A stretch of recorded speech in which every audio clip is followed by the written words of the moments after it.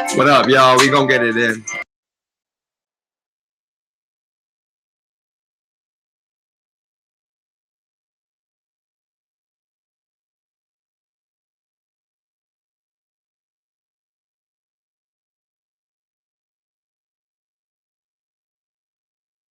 Just waiting on bro Sanchez, and we're gonna bring that knowledge, y'all. Thanks for joining us.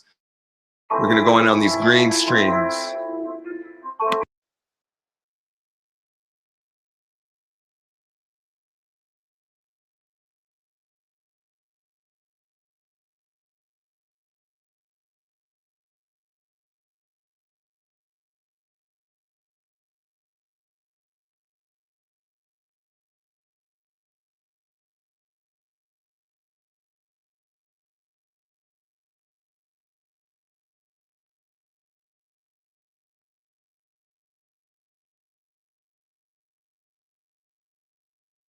It's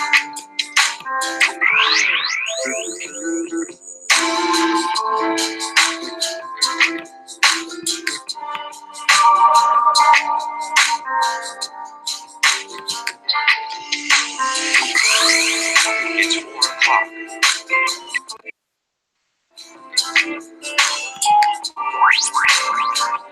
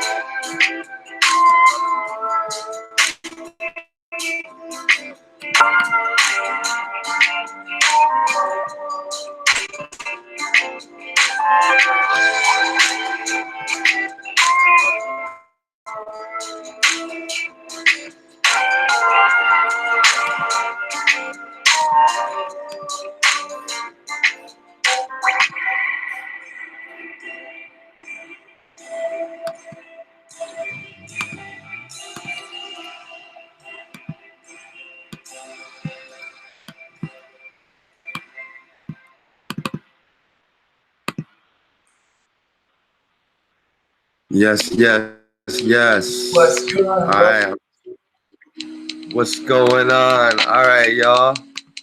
I'm finna get this started right about now.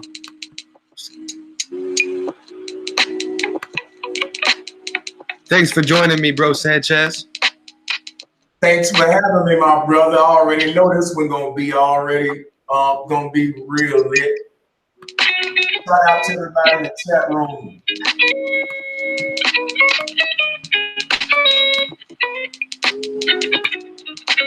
All right. We here. Welcome everybody to the part 1 of the green streams. Peace to everybody out in the chat. We're doing this because well, first of all, we're doing it on my channel to help build awareness.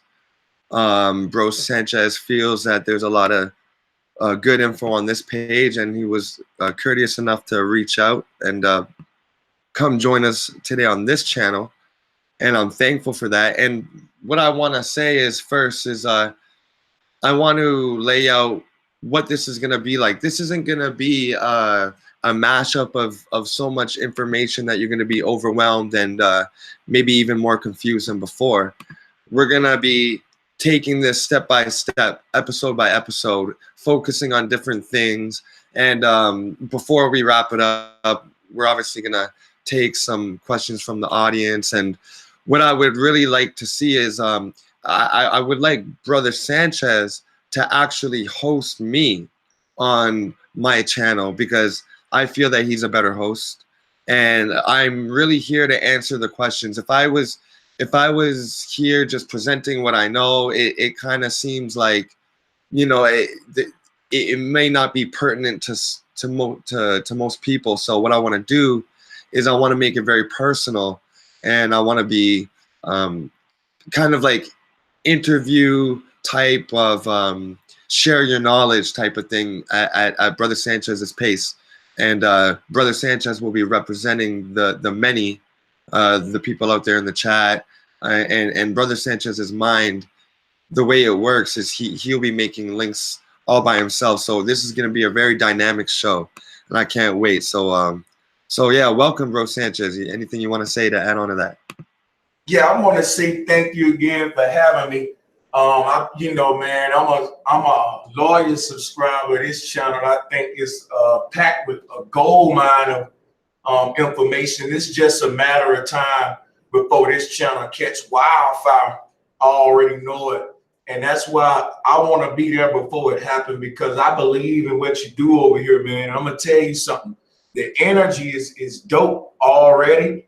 And I like the idea that you had about the interview style. I would have never came up with that one. I think that is perfect right there, because that way we can talk about this from a bunch of different perspectives. Because some folks just think we about to come here and sound like fitness teachers or something, but we're going to give you the health and all of that, but we still going to be dig deep with it.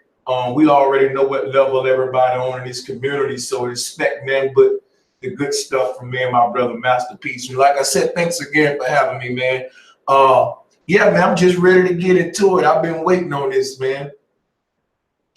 Yeah, I think the people have too. I've been seeing in your other streams, I've been seeing a lot of people asking, you know, when you guys gonna do your chat, so your green stream. So this is gonna be good.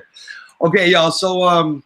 So today, what this is more of like an intro, and the show is gonna be set up in such a way where, like I said, we're going to be focusing on certain things at a time. And what I wanted to focus on today is the air element. The reason why is because it is the most crucial part of our being. You know, even when you talk about our organ, the largest organ, the skin, if you cover up the skin for a long enough time, you know what happens when you get a cast. If you don't have that airflow, your skin is gonna shrivel up, it's gonna get rancid, it's gonna go stale, it's gonna start stinking and smelling, and the bacteria is gonna grow. So the air flow is very important on every level. Breathing it in and out of us, it penetrating in and out of our skin, and also it being able to fill up our diaphragms and our colon. Yeah, that's right, the colon. So let's get into this. Like I said, it's going to be more interview style. And so, bro, I'll let you take it away. We're going to talk about the air. There's a lot of forms of nutrition. People want to talk about what am I going to eat? What am I going to eat? But we can't really talk about the quality of food before we talk about the quality of air that we're taking in and the plants are taking in. So why don't you go ahead and take over as if it's your show? Hey, I just think that just to even bring up health on a green stream is powerful. And I'm going to ask you some questions, but I just want to just also comment on it. I think that's very profound, because you talk green streams, you don't think blue wind that I'm breathing. But when you think about it, you know, does it really, and this is where the question come in. We know a good diet can always benefit us, what we put in our mouth, what we eat, but we also are a product of our environment. So it's like good dieting is one thing, but let's say you stay right next to a fucking pipe plant and you breathing this shit in constantly.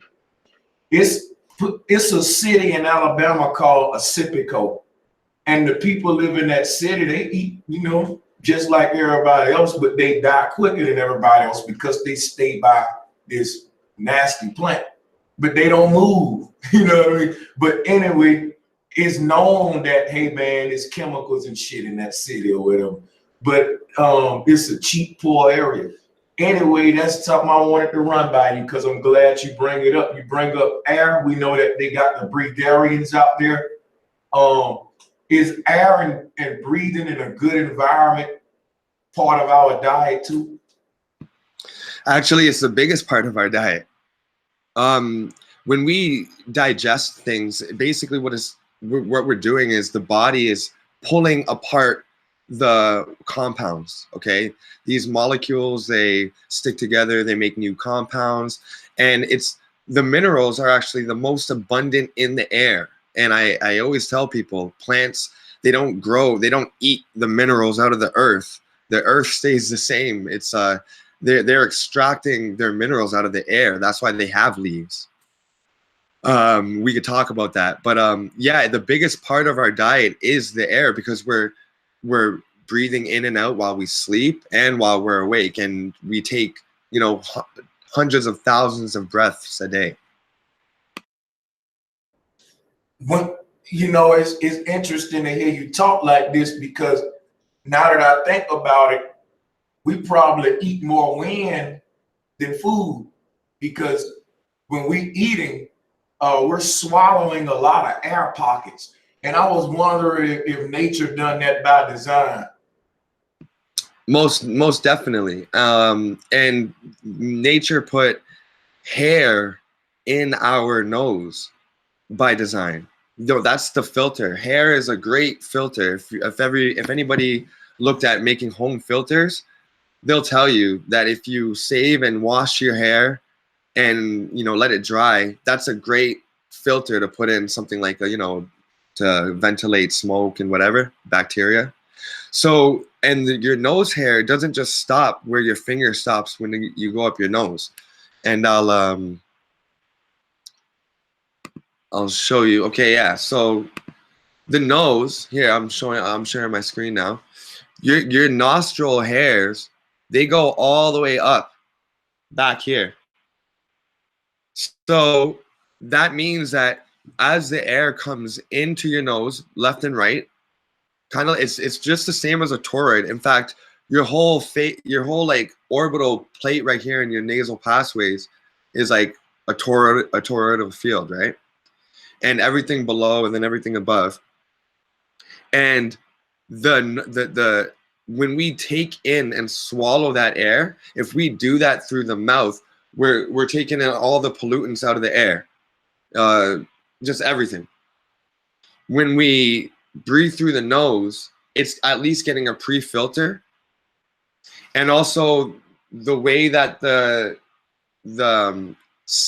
septum in your nose in the middle, that cartilage piece, the way it vibrates actually polarizes the air. So it will send alkaline minerals and acidic minerals to the other side, and it'll actually manufacture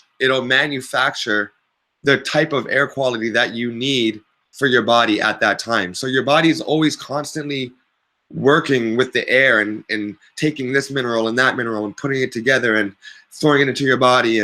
But if you do it through the mouth, you're not getting that same type of benefit.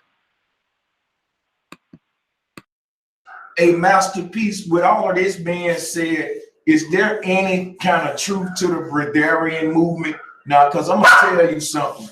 I'm all about trying other stuff and especially different things that may be seeming out of the norm. But urine therapy and breathing diet are two things that I joked on in my career. Could I be wrong about these two things? Yeah, I know stranger than fiction is what I always am finding myself saying these days. Basically, to be a breatharian, in my opinion, okay. Now there's a lot of hoaxsters out there, okay. There's like that Osiris Sunlight guy, or I don't, it's a UK brother with tats all over his face.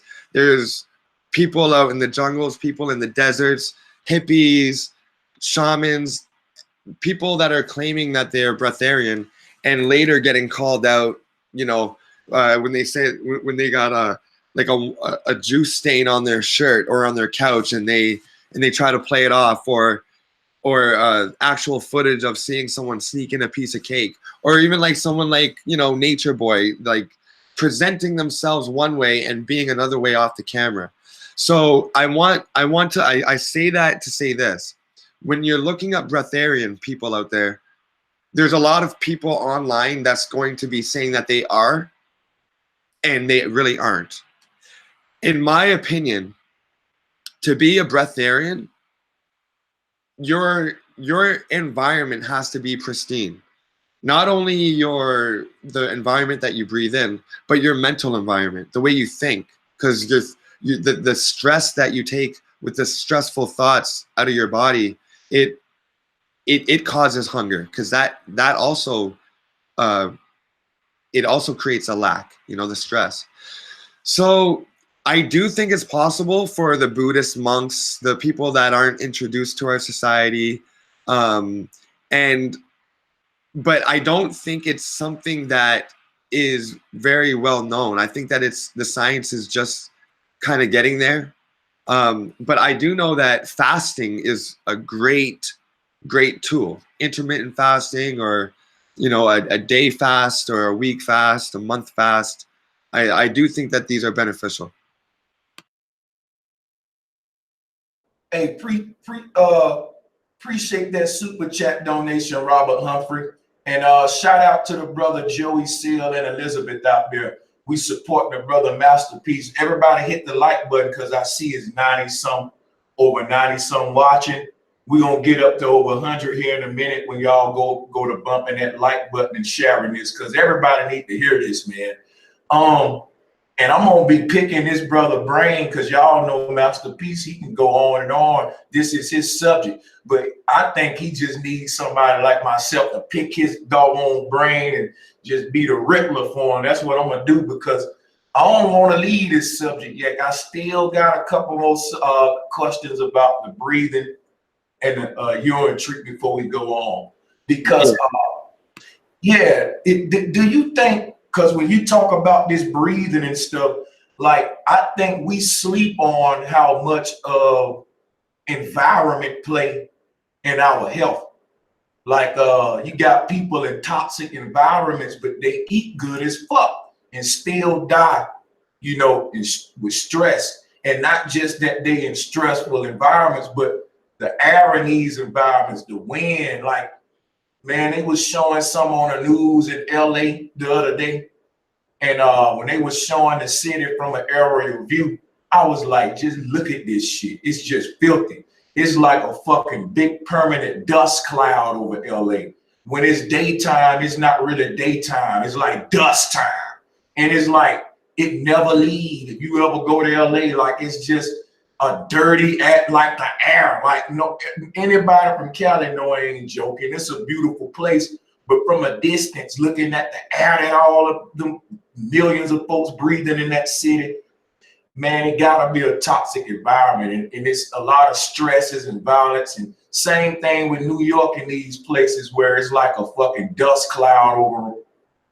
Is it important, not necessarily to do like what Nature Boy doing and move to fucking South America, but is it important at some point in our life to think of maybe, you know, getting out of the city? Because that's one of the big ass things we talk about on a lot of my streams. A lot of folks say they want to go off grid, but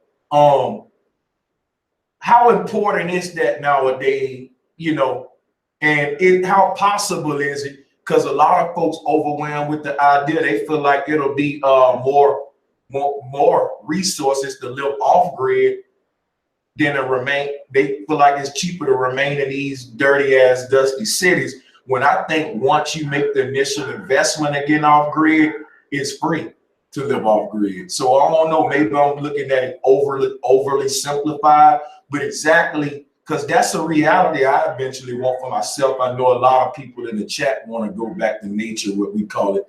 Exactly how do we define that? And I know that's a vital part of health. And how challenging do you think that really is?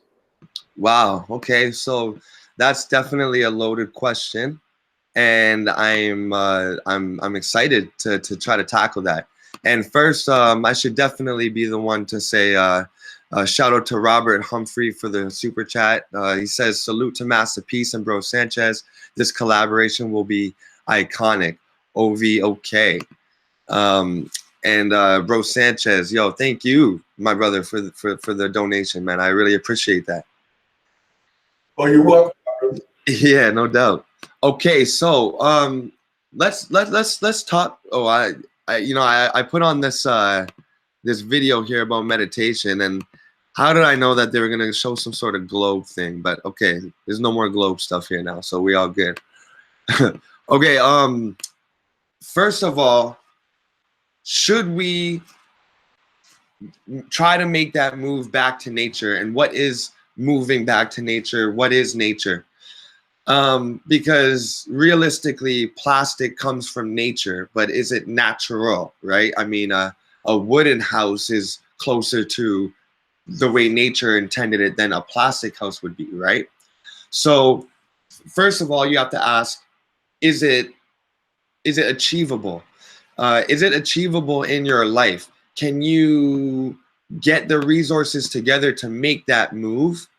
And when you do, will you be able to understand the language? Where are you going to shop? All of these questions come to you when you start doing that, because I'm in the transition of doing it. So there's a couple ways we could go about it. We could either go to nature, or we could try to bring nature to us. Okay. Peace to No Breaks Chase. Thank you for that super chat. And peace to everything, question everything, Slav. Masterpiece. You've been 100 from day one. Much love to you. Thank you very much. Feel the same. Now, what I mean by we could go to nature or we could bring nature to us is we could go live in the jungle. We could go to the desert. We can move by waterfalls and the beach.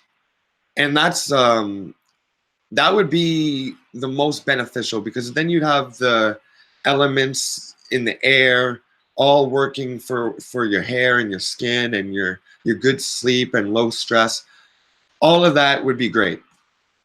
But we can't all do that. A lot of us have jobs. A lot of us support our parents, our siblings, children. So I get it. I'm not one of these unrealistic people that say you got to drop everything you're doing. You got to throw away your passport and then somehow get on a plane and then and leave to the jungle. It's not feasible for everybody to do or realistic, okay? And that's what we want to do here with these green streams. We want to make it realistic for the people so that the masses could do it. So how do we bring the nature inside? Well, you could have a lot of plants indoor. The plants take in the carbon, they take in a lot of bacteria, pollutants, they trap it, and they give out oxygen. So already you're lowering your stress by upping or increasing the amount of plants you got in your house. Secondly, you want a water ionizer or an air ionizer, okay? Now I'm gonna share what that is here, and I'm gonna share how you can do that. Now a lot of people know about negative ions and their benefits, right? The negative ions in the air increase the potential hydrogen, okay? So there's more hydrogen atoms in the air. And right here behind me, I got this little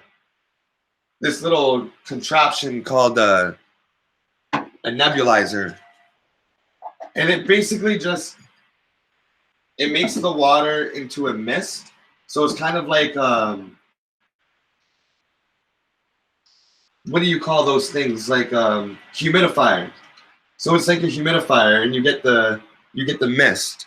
Okay, try to find ones that give out negative ions so that you're bringing the effects of nature. Okay, this is tumbling water.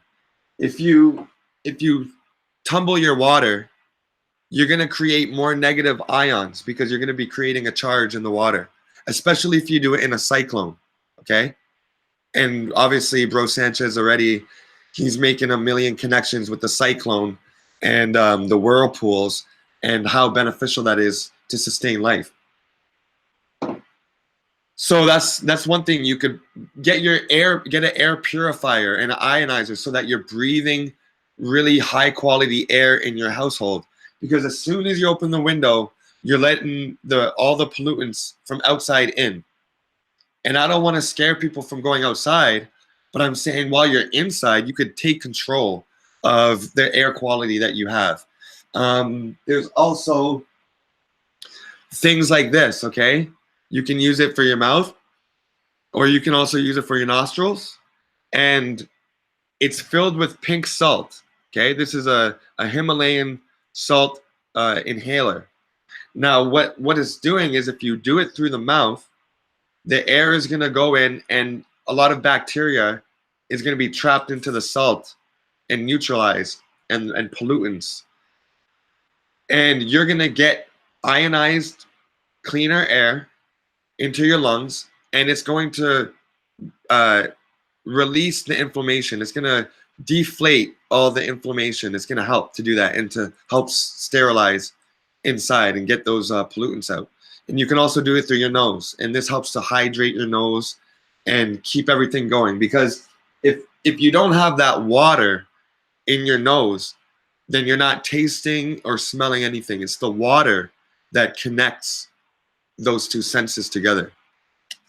So you need nice humid air and clean air. So those are ways that we can bring nature in, is by getting the plants in here, getting like a little waterfall contraption, getting the frequencies in the air right.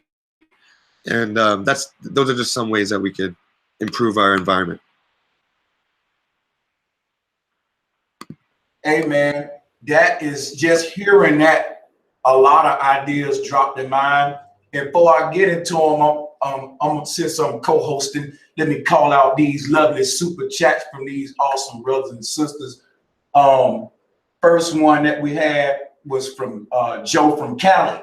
Shout out to the brother Joe from Cali. What up, Joe? And shout out to the HOTC as well. And to our brother D Marble, man, shout out to Flat Earth Offensive. He says, shout out to Masterpiece and Bro Sanchez, spreading knowledge to the people. Exactly. That's exactly what we're going to do. And that's exactly what you've been doing on your end, brother. And, I'm going to continue to stand by what you're doing over there. Flat Earth Offensive, keeping it flat all motherfucking day.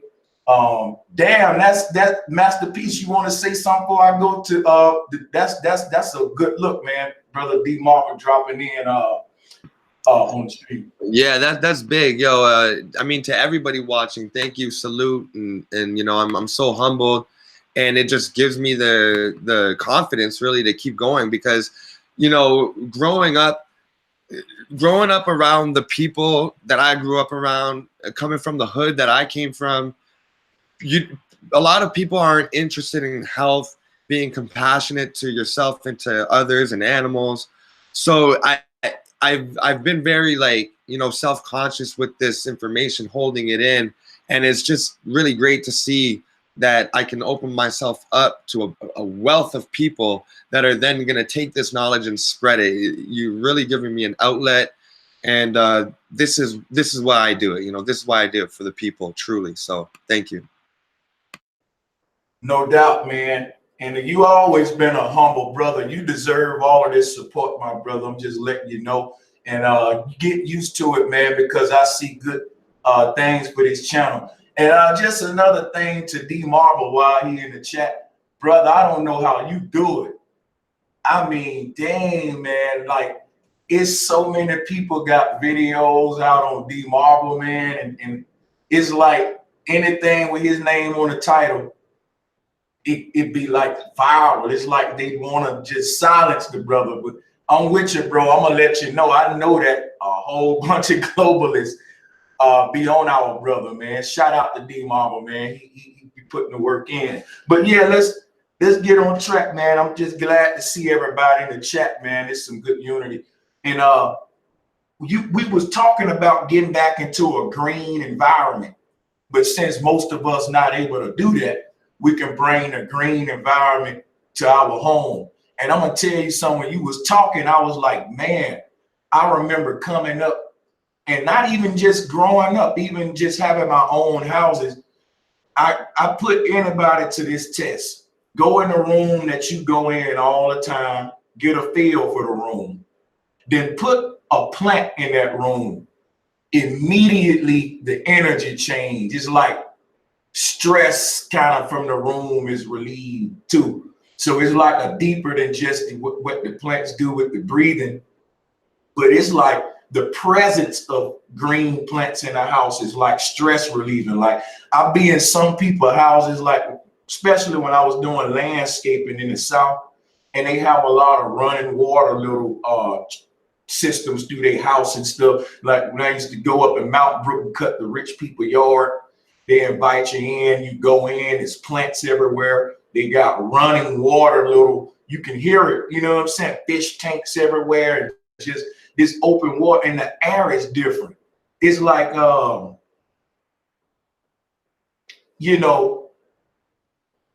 just like you saying how you moisturizing your nose in a natural environment, the air in a forest environment, the air will be humid.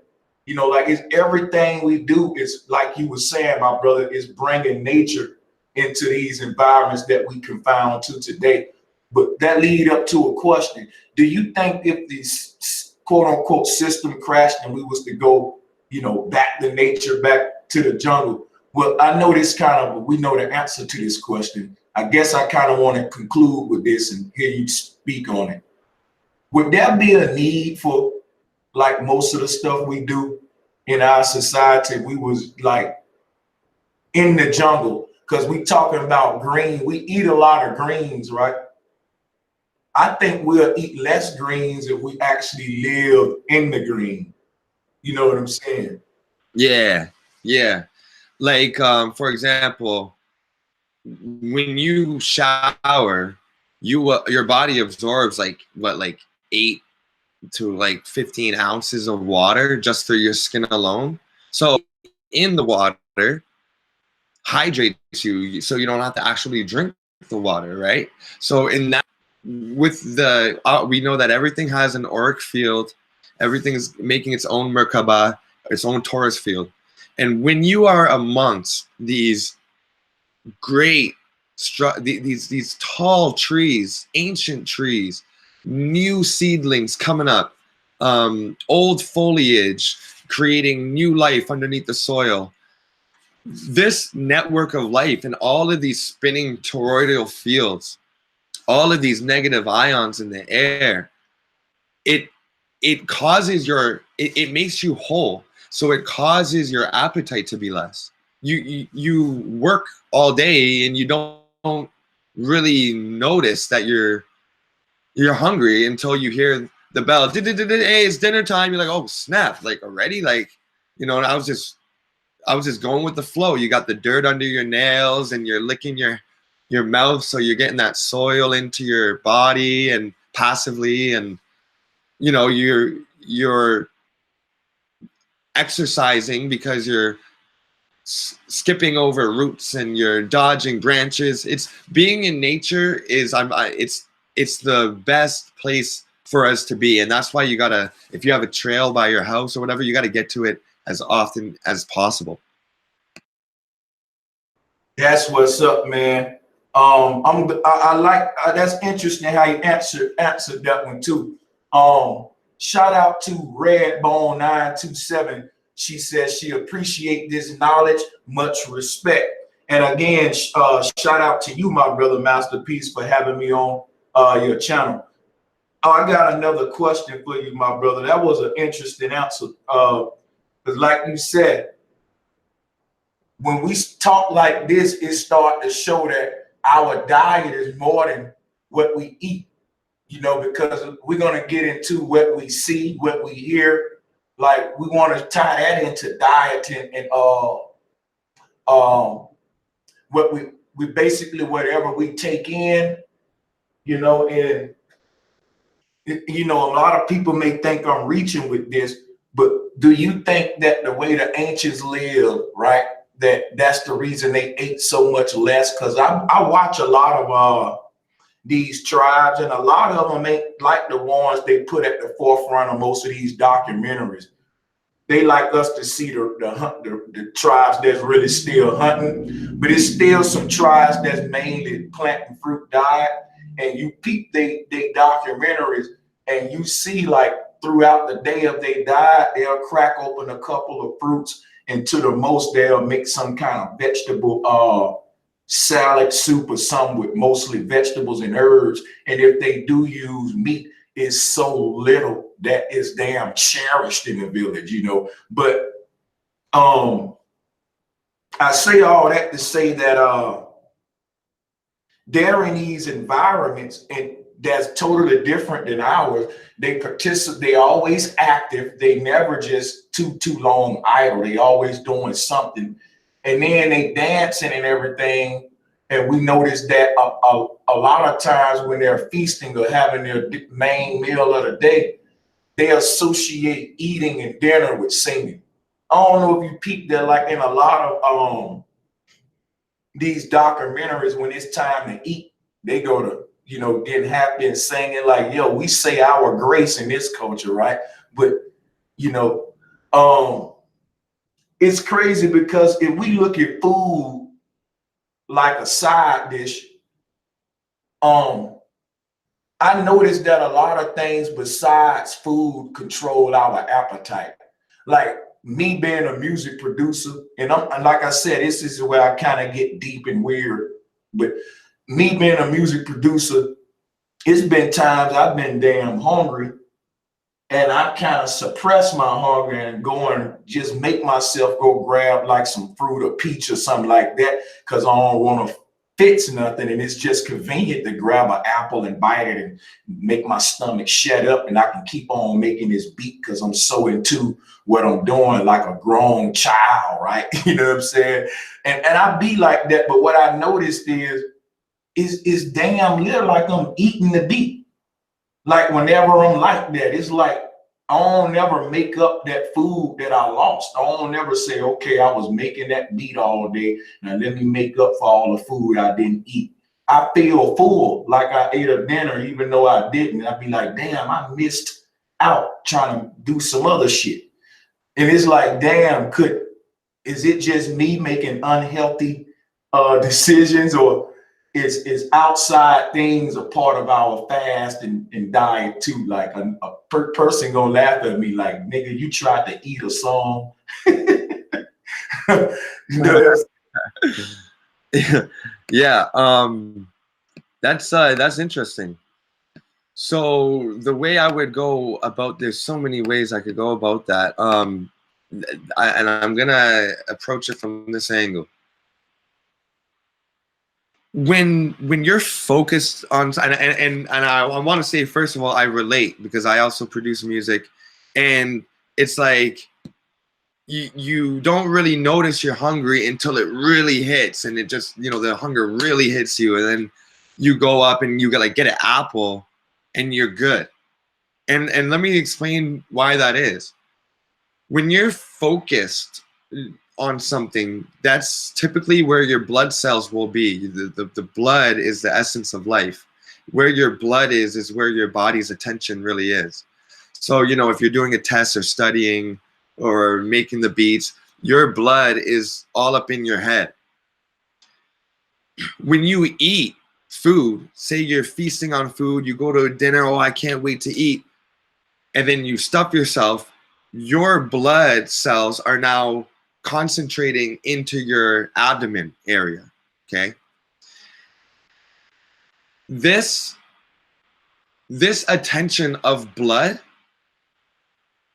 it makes your body work. So if you're eating food, you're thinking, I'm gonna get a bunch of energy and I'm gonna go all night. But then the opposite happens, doesn't it? You eat a bunch of food and you go to the couch to just chill out for a second. Next thing you know, you wake up in the middle of the night. Oh, snap, I fell asleep. The food, that overconsumption of food makes you lethargic and makes you tired because your blood cells are using all your body's energy to break down that food. Now, if you're out there focusing and you're in the jungle and you're making your straw hut or you're making your clay wall, or if you're making a beat, your body is focused on the mental aspects and everything else but the food. So you go along and you don't realize you're hungry. And then when you do get hungry, when you eat that little bit, because your energy is not coming from food, that little apple goes a long way. I'm going to cut my camera on to help explain people, okay? If I eat a meal, okay, I'm going to eat a big meal, and it sustains me, and the next day I feel all right, and I'm digesting the meal, I am going to get just equally as hungry the same day. That's why when you fast, you get those stomach aches. Oh my God, I can't take it. I need to eat something. And that's why people don't really make it through the fast, okay? Because of that addiction, that they eat the food and it leaves them in a deficit and tired, and then they build the energy and then they eat again. And it's a constant up and down. That's what we're doing in life. We work and we eat at McDonald's, and we sleep, and then we wake up to a donut. And so it's up and down, okay? When you're getting your energy from inspiration, when I go to paint, when I get home and I just can't wait to paint, I'm in my nice clothes, but I don't care, I just got to paint. When you're inspired from something beyond food, you're getting your energy from another realm, then the little apple or a couple cherries go a long way, because it's not a big meal that you just ate to do all that energy to go to work in the jungle or make a beat. It's a mental energy. So when you eat the cherry or the apple, all it's doing is fulfilling your nutrient requirements. So once you get your fiber, your magnesium, your calcium, your little amino acids, and your proteins, your body is satisfied because you haven't been expending all of that. So that might be difficult to understand, but I hope I'm explaining it correctly, that the energy from inspiration doesn't leave you in a hunger deficit. No, I think that you did a very profound job of explaining, especially the part with how our blood responds to where we shift our consciousness or energy to what factory or faculty of the body we may be zooming in on, that would even affect our appetite. And that was the best explanation for that I've heard, because I was thinking like, damn, man, I can't be missing too many meals, but it's like, damn, what if that's natural, like, what if the more you focus, the more energy you use in some kind of, some kind of way, the less you need in a weird way. And now it makes sense, because you're feeding the stomach, you're feeding different parts of the body depending on, where the focus is. The way you explained it makes so much sense, I don't even want to talk about it no more, because I may mess it up. But that's what I was looking for, a good answer for that. I do that a lot too. But I got something else for you. It's gonna get interesting right here. Dr. Sebi, I want to ask you about Dr. Sebi, right? And what I want to ask you about Dr. Sebi, and to those of you not familiar with Dr. Sebi, just research him. Now, Dr. Sebi was a very, very healthy old man. Now, he died before I think it was his time for how healthy he was, even though he was old. But we don't got to get into the conspiracy part. Dr. Sebi was very healthy, and he had a strict diet that he taught, and he had electric food, what he called it, and I think he was the one patented that. But what I basically want to ask you is, a lot of people say his diet was too strict. They say that once you get on a Dr. Sebi diet, that you pretty much gonna be down to just air and water. You know what I'm saying? So I was just wondering, because what I noticed, a lot of people love Dr. Sebi, they follow his teachings, but they don't follow his diet to the T because it's so strict. Do you think, are you one of those that say, well, hey man, yeah, he was kind of too strict with the diet. Maybe you can have some carrots or some, because Sebi was naming a lot of stuff that we eat day to day. I don't remember them right now, but that's why I wanted to ask you, like, how much of Dr. Sebi's diet do you take or don't take? Well, Dr. Sebi, first of all, may he rest in abundance. I commend Dr. Sebi for waking me up in a certain aspect that that diseases that I didn't think could be healed, he did. And so nobody can take anything away from him. I don't care if, we find out that a couple of his philosophies were wrong or he got some things wrong here and there. The first and foremost thing is that he was a man who identified as African, and he healed many, many families. Now, the thing about it is that there's so many races in the world, okay? I mean, perceived races, right? It's different types of people, different regions, eating different diets. Even in Africa, okay? Even in Africa, from north to south, east to west, different herbs grow. So to say you're on an African diet is silly, because what part? Now, nowadays, we do have the ability to order something from Ghana and have it here next week, and order something from the Amazon and have it here, 3 or 4 days later.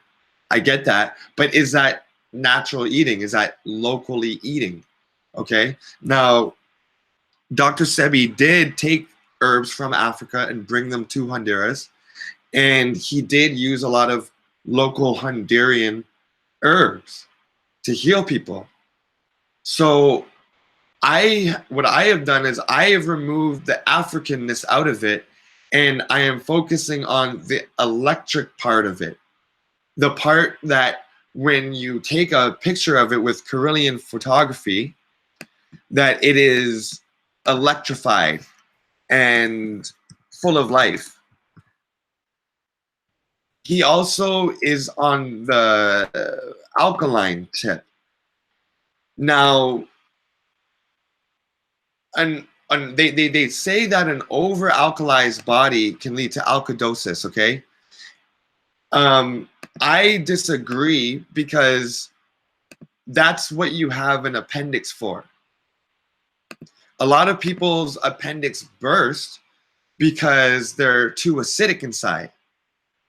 And so the appendix is working overtime or undertime, and it's just not getting that proper use. So the appendix, a healthy working appendix, will be able to administer acid into your body and drip it in micrograms when you need it. Okay, it's just like B12. You create it when you need it. You create everything you need when you need it. Protein, everything. So I believe that there's a balance.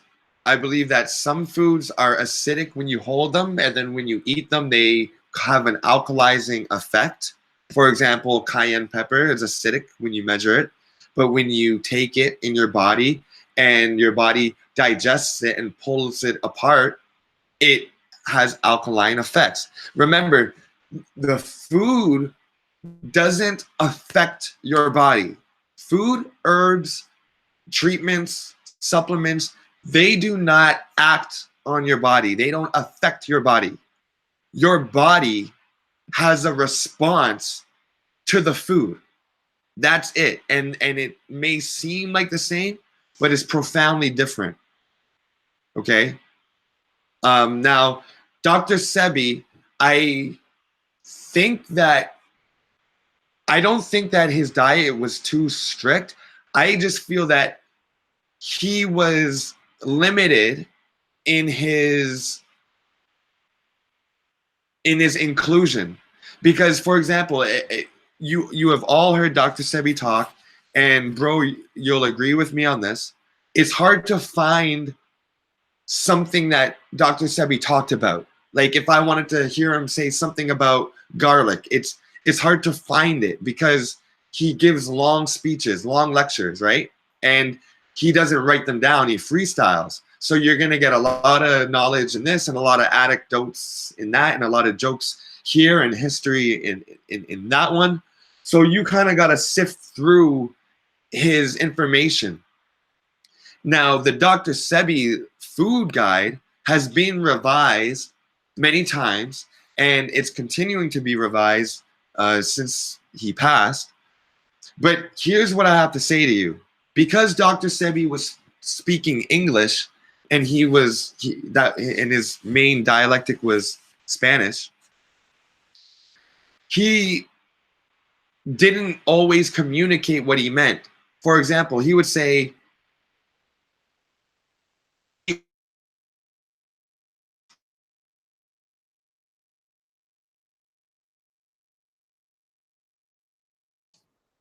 Yo, you still there? because Hold on. to hear an American, is where he go, right?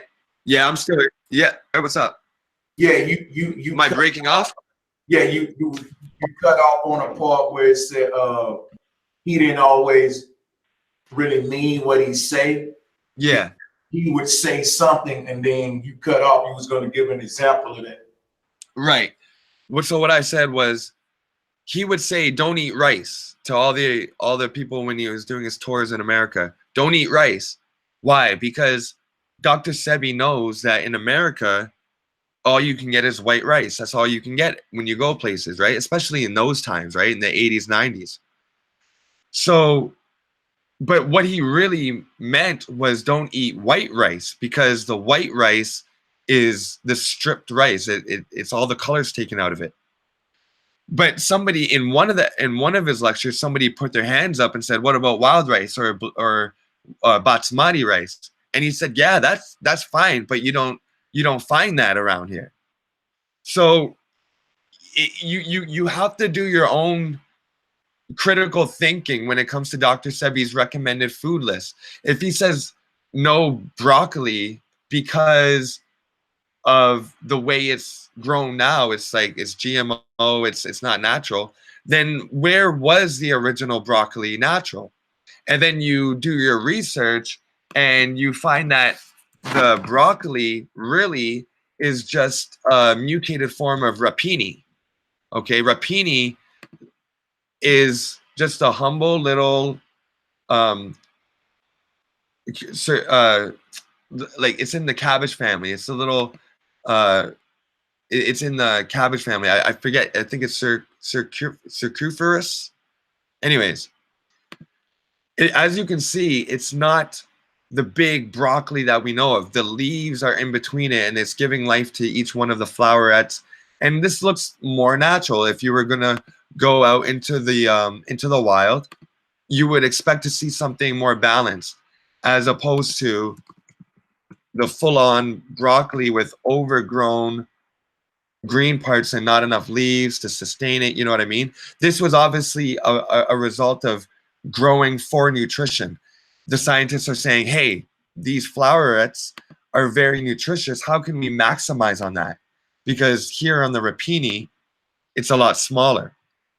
So you can still find rapini in your like Asian markets in the vegetable sections. So what I'm saying is, don't completely give up and don't follow it to a T. Just use your own critical thinking.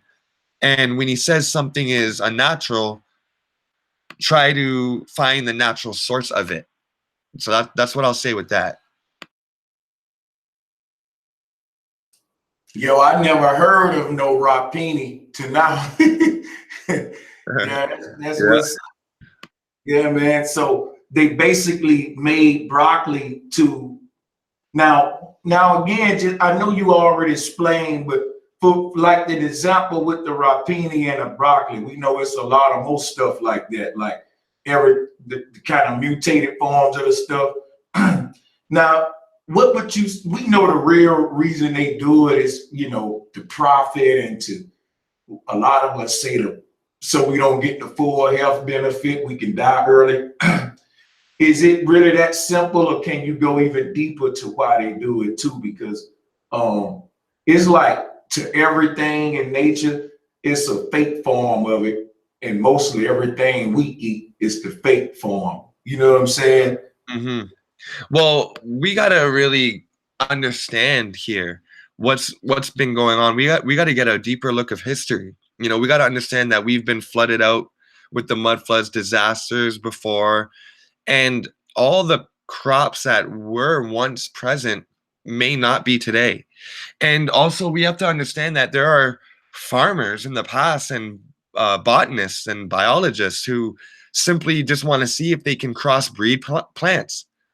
You know, farmers often liked, or people with their own yards, they often like to splice trees. I'm gonna cut my camera on for this.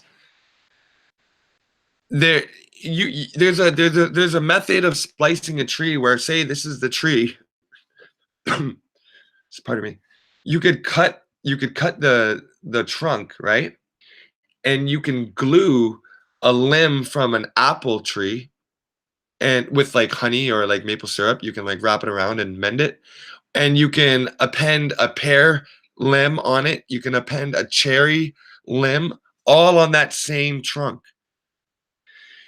And that's one form of crossbreeding, and that's, you know, that's farmers being creative and maximizing their yields, especially in times of hardships.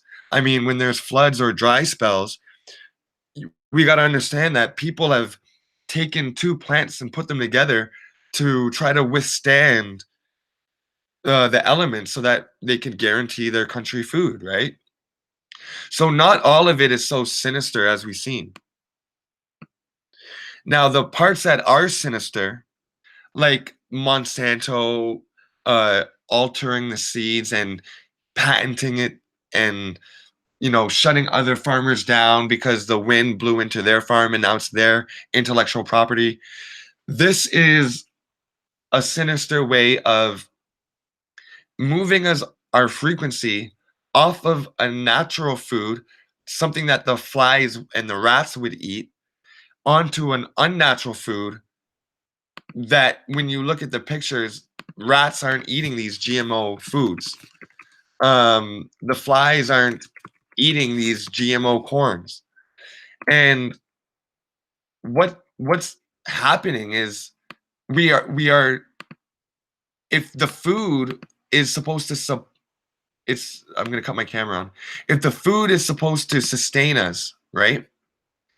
And it alters our frequencies, then if we're eating unnatural food, then our very impulses, our very intuition that comes from the inside, or is supposed to, will be altered.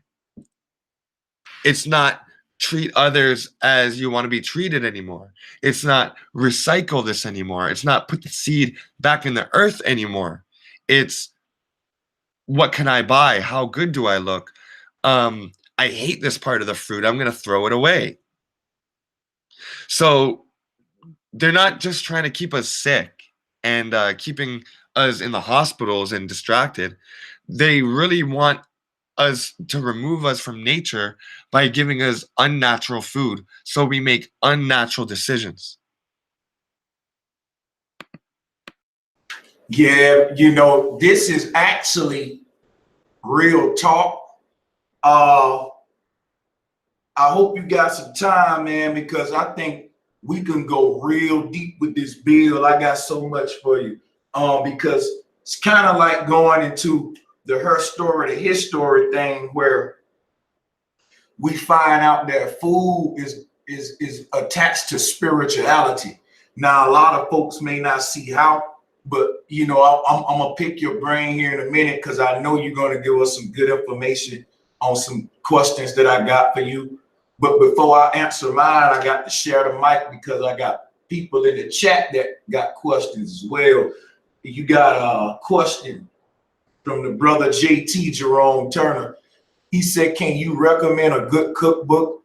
And also my brother Bo Jackson want to know, what do we think about blood transfusions? Also, what do we think about the procedures they are doing now where they filter your blood to increase oxygen in your blood? Okay, first of all, the cookbook.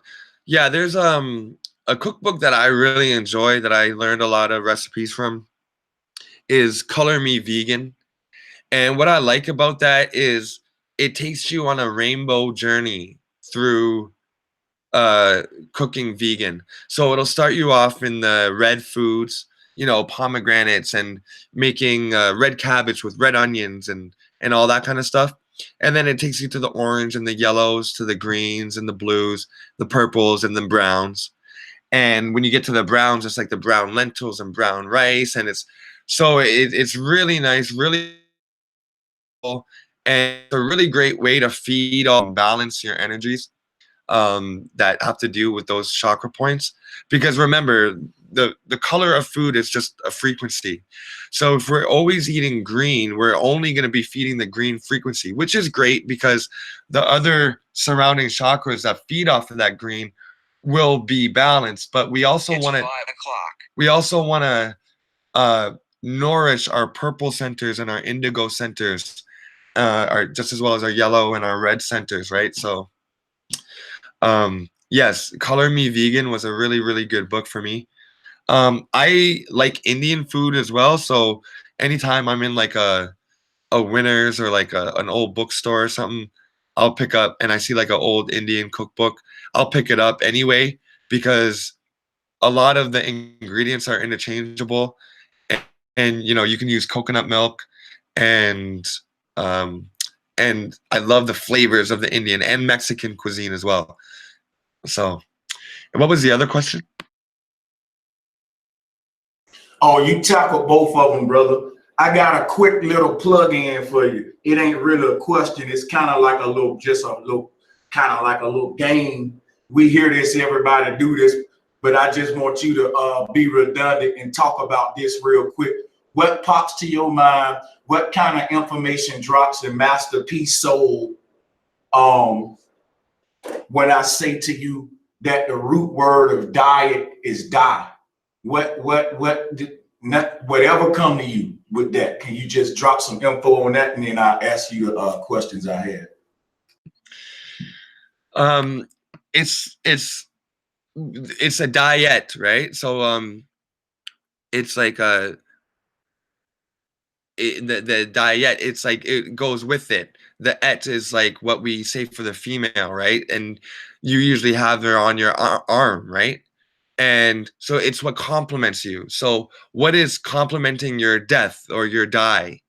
You're dying, and what route are you taking it? What is your diet? What is the etiquette of your death? Is it long and slow and full of green life and berries? Or is it reckless and unthoughtful and full of saturated fats and a heart attack at the end? Is that your diet? Did you go out with a heart attack, or did you go out in your sleep when you're very old? So a diet is basically what you um feed off of. Whether, I mean, if we're just talking food, obviously what you feed off of, but anything in your surroundings, how you think, how you react, what kind of air you're breathing, what kind of water you're breathing, what shows you watch, if you watch TV at all, these are all assisting in your death. But it's that road to death, that you're taking. What quality is that? And that is your diet. And you can you can extend your stay here, or you can increase your vitality. A lot of people say, well, I'm going to die anyway. Or they're going to say, well, if I live to 70, I'll live a long life. I'm happy with going, my boys, all the people I grew up with, they would come with the mindset like, I don't care when I'll go, or when I die, or if I live to be 30, I'll be happy. I remember my boys used to say that, and in my mind, I always wanted to live very long. And what I'm noticing now, it's not about the length of your life, because you can do a lot in a short period. Look at Bob Marley. It's about your vitality. You could be 120 years old, but if you've been in a wheelchair since you were 80, that's 40 years of you getting wheelchaired around. So if I'm 70, if I'm 110, it doesn't matter. But I want to be walking on my own. I want to be jumping up and down like Dr. Sebi. I want to be able to punch, and I want to be able to run and play with my great grandkids.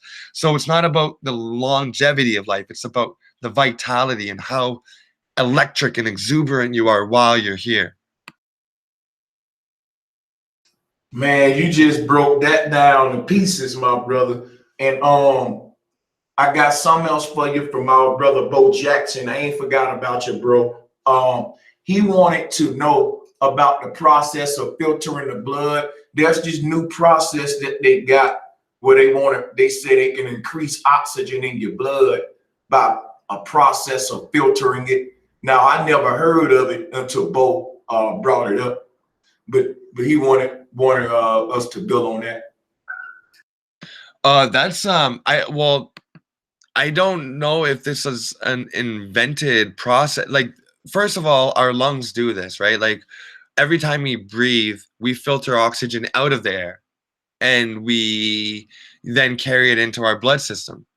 So, I mean, the blood also goes into our diaphragms, and we extract it. And so, if we're talking, I don't mean to sound ignorant, but if we're talking an artificial means of filtering your blood, that is going to make your body's process lazy, really. You know what I mean? Like, if you don't want to rely on glasses to help your eyes, you want to increase your eye muscle to help see. Now, ways that you can get more oxygen into your system is to breathe through your nose very deeply into your belly. And when you deep breathe, you actually open up more space for your lungs to get more oxygen. You can also you people say you can cleanse your blood, but you can't clean your blood. You can't put something in your blood that's gonna like polish it off. Your blood has a 4-month cycle. Okay, it doesn't matter if you're trying to drink all the lemon juice and vinegar within that 4 months, your blood platelets are still being based off of the previous incarnation of that 4 months. So all you can do is now listen carefully. All you can do is prep the plasma for your blood to reproduce as clean. And what I mean is, you're not going to be able to efficiently go into clean your blood with a blood cleanser. All you can do is prep the environmental state for your blood, so that the next round, in the next 4 months, your blood will be reproducing in a very pristine environment. Your body cleans itself out through the urinary tract, through the breath, and through the sweat, and obviously the poo. But your body is constantly cleaning itself out, and we are constantly getting in the way of it. So I don't want to. I mean, if this new technology about filtering the blood, I don't want to talk into about things that I don't know yet. You know what I mean? But there's things that act as your heart. There's things that act as your kidneys, and you know what I mean. Should we have it? I don't know. But for the people that need to know, if you clean up your body, then you are allowing your body to clean itself better. And I don't know if that really answers it. Bo Jackson, peace and love. It's been a long time. If you want to email me this new process of filtering the blood, hopefully I can break that down and go into it further on another stream. I don't like speaking about things that I don't know of.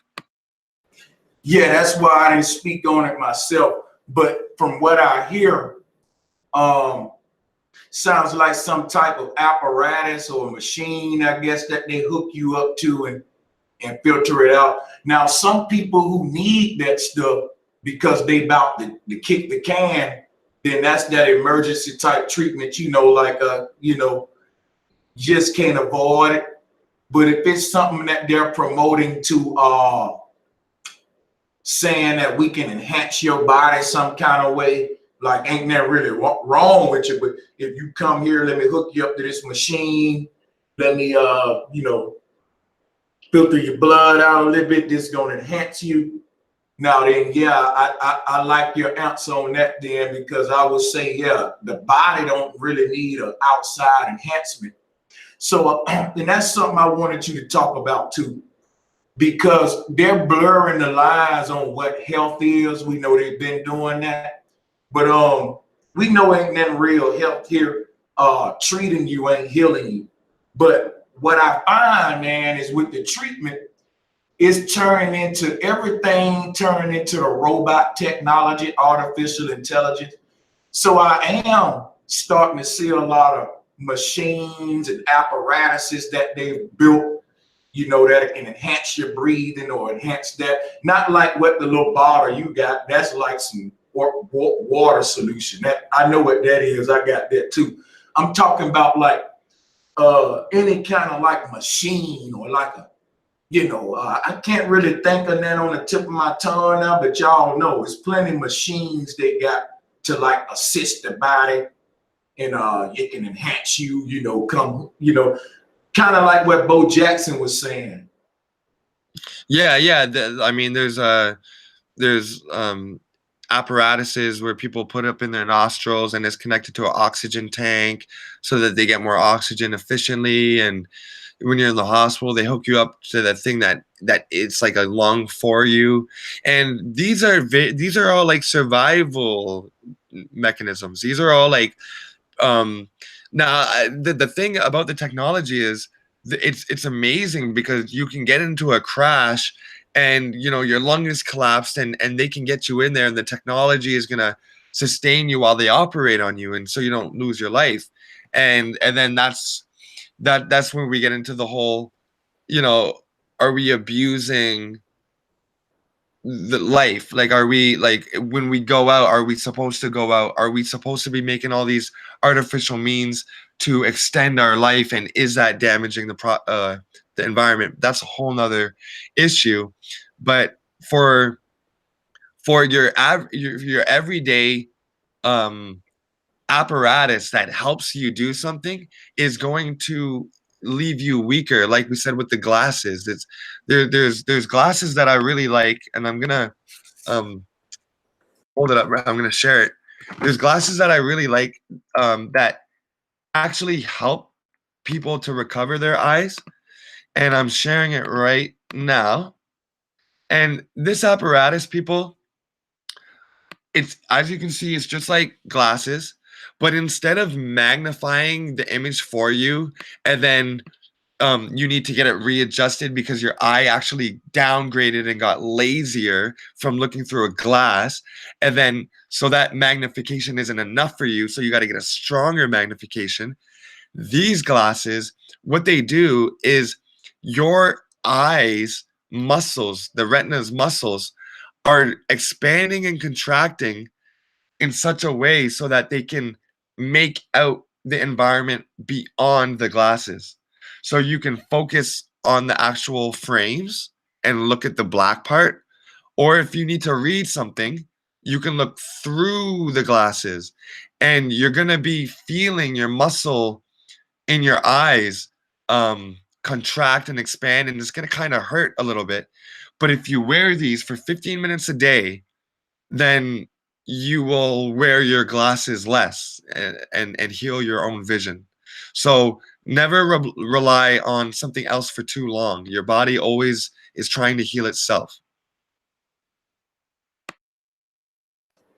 Wow, those glasses actually work and they heal people's vision. That's damn, man. Wow, that's crazy. And I tell you something, like all of this is good stuff. This showing us good examples of how man has concocted things with his technology and his know-how to assist nature.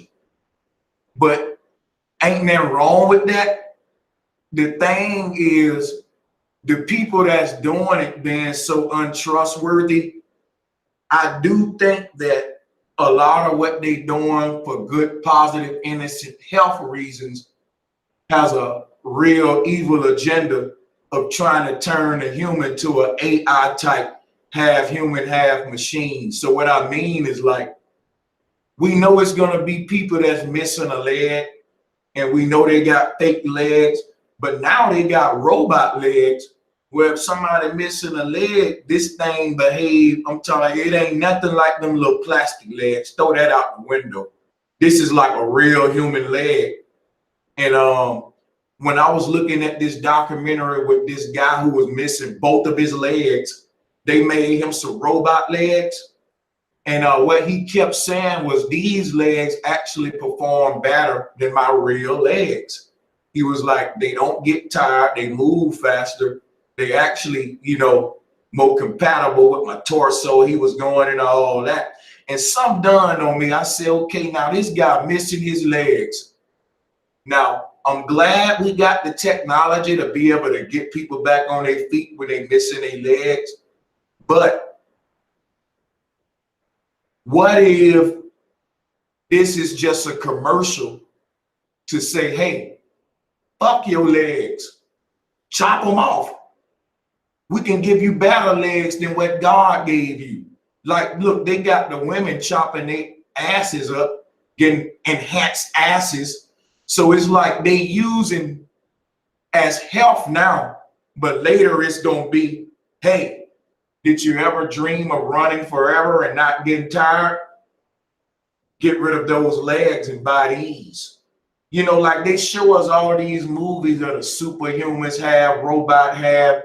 It's like they marketing AI to us and they already trying to blend us, turn the health market into like, the robot shit. Maybe I'm getting too deep in my conspiracy theory mode, but I just know how they kind of be operating sometimes. Man, what you think about that? I've been thinking about this whole automation of humans for a past month now. Seriously. Hold on, I'm going to take a big drink of some distilled water, people. Got to get that distilled water in you. All right. The thing is, I don't think in our human history before we've actually artificially created human beings. And I'm going to tell you why I think they're doing it. And that's going to kind of segue into why we should avoid it and get back to nature. These catastrophes,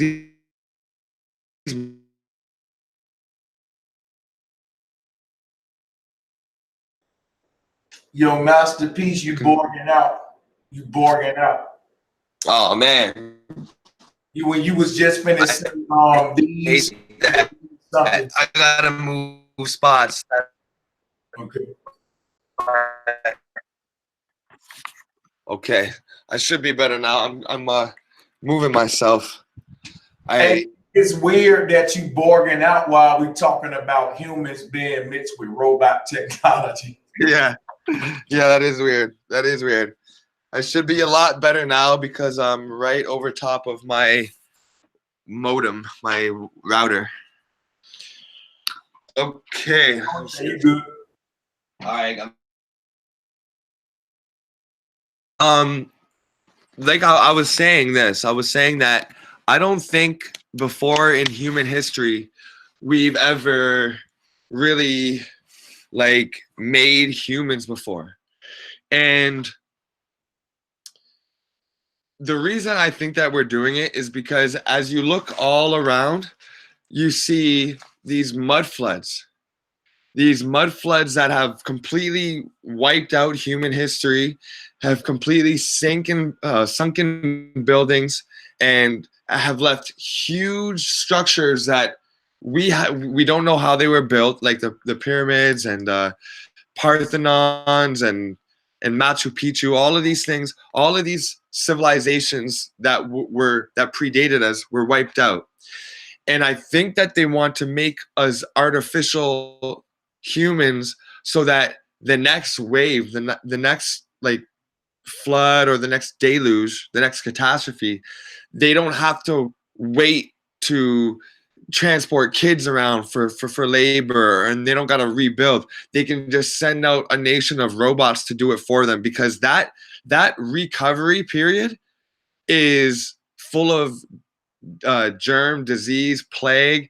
It's full of rebuilding, burying bodies, dealing with the stink of all the rotting corpses. So in order to fast track that rebuilding stage that we always have to go through, that the elite bloodlines have been through, I think that they want to, in the next go around, they want to just be able to unleash a bunch of humanoid robot workers and just get it popping in record time, because the quicker they can do that, then the less opposition they have to have the history rewritten out of their hands. Now, why do we want? Now, that's just my opinion. That's my humble opinion. Now, why do we want to stay away from robot technology in the first place? Sanchez said it a great way. Hey, you don't need to get tied anymore. You can just use these legs and this artificial lung, and you can run forever. The problem with that is we're going to be, again, losing our values, losing our inherent love and like respect for the natural body and the natural creation, the natural form. And when we chop off limbs and when we trade them for robotic parts, we are actually degrading our own toroid field. So we're like taking slices out of our own fractionated holograms, which is crazy enough as it is. And then to say that it's better than your own body is ludicrous in itself. But then what does procreating, like if you have artificial parts doing things for you, when you procreate and reproduce, if something's laying dormant, then those offsprings, they might be dormant. So they just constantly are amplifying this respect and veneration of technology, while at the same time degrading our own technology, which is the greatest technology in existence, which is our human body. Our human body is so divine that they want to replace it for technology so that you can do vanity things, so you can look better, you can shop longer. So, that's my whole perspective on it. I can't stand the whole, robotization of humans. And I think that's gonna, I don't think it's gonna last very long, because I think people are I think it's a little too weird for people to swallow. And I think that the governments thought that they could have done it on us already, but are experiencing a lot of pushback. Yeah, and I noticed earlier when we was talking about food, it's crazy because they got the robots handling our food. They got our children getting the milk from the robot. It's like the robots is the mama, the daddy, the TV, the entertainment, the food, the damn enhancements. And we're still looking for this world of artificial technology and robots taking over. And it's like, bro, we in it. We've been in it like a motherfucker. And it's crazy. But, besides that, when we talk about the food today, it's crazy that if I was to ask the question, what is food? That wouldn't be a stupid question. Only in today's world, it wouldn't be a stupid question, because what is food and what's not food is so blurred. Can you talk about the many products that they allow on American Americans to consume, because I've been hearing this, that they don't allow in other countries, and how a lot of things we call food, really, if you look it up, it's not even a food. It's not food at all. Like a lot of stuff we eat as food is listed as like chemicals, and also the fragrance scam. Most of our food got an ingredient in it called fragrance, and they tell you that's like to enhance the smell of it and taste of it, but it's really a trick ingredient. I heard that within this one word called fragrance, which is listed as one ingredient on the back of your food, it's like over 10,000 different more ingredients just under that one ingredient. So we really eat so many chemicals. They did a whole documentary on it. It's called Stink. Go watch it. They said that that's how they sneaking these poisons in our food through fragrance. Look at the back of the shit you buying, or the chemicals you use. With the word fragrance, they're able to sneak so much more shit in there. And you think it's one ingredient. You see all of these things and you see fragrance, you keep reading.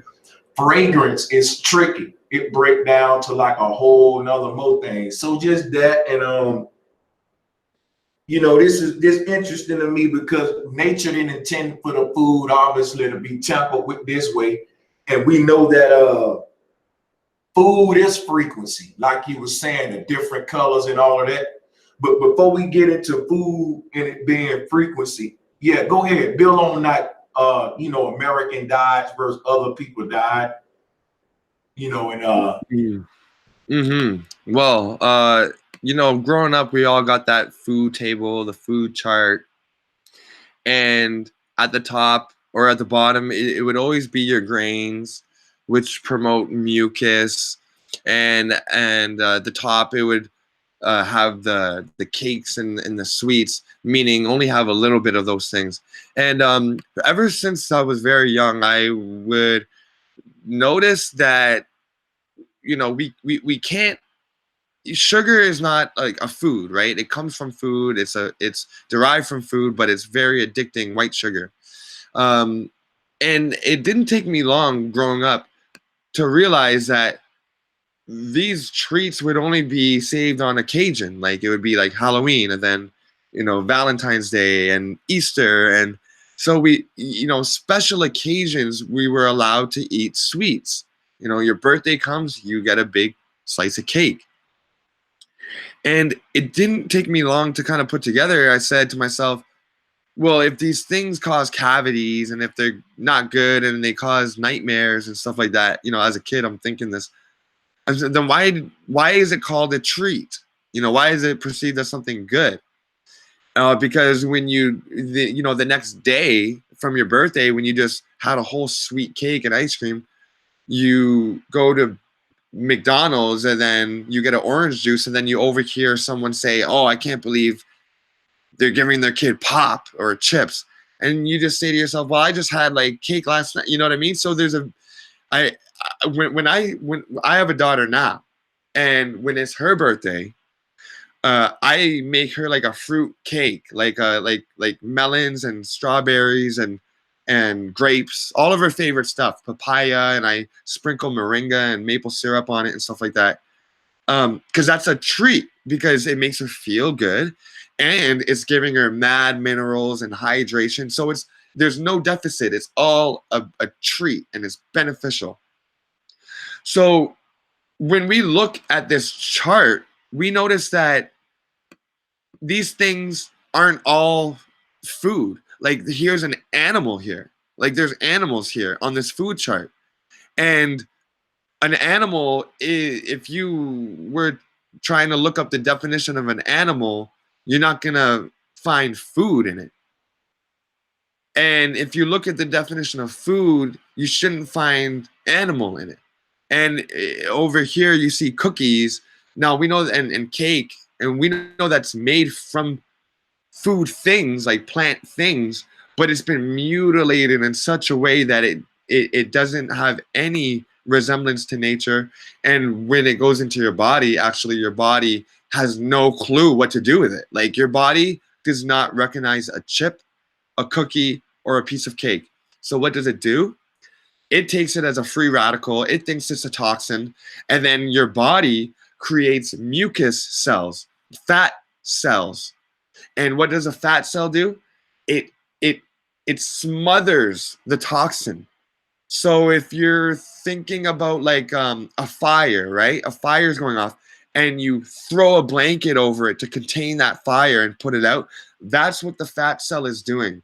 The fat cell goes around that toxin, and because your body's water and oil don't mix, you are now the fat cell is now protecting the toxin that is inside of you, inside of the fat cell, from your body. It's protecting.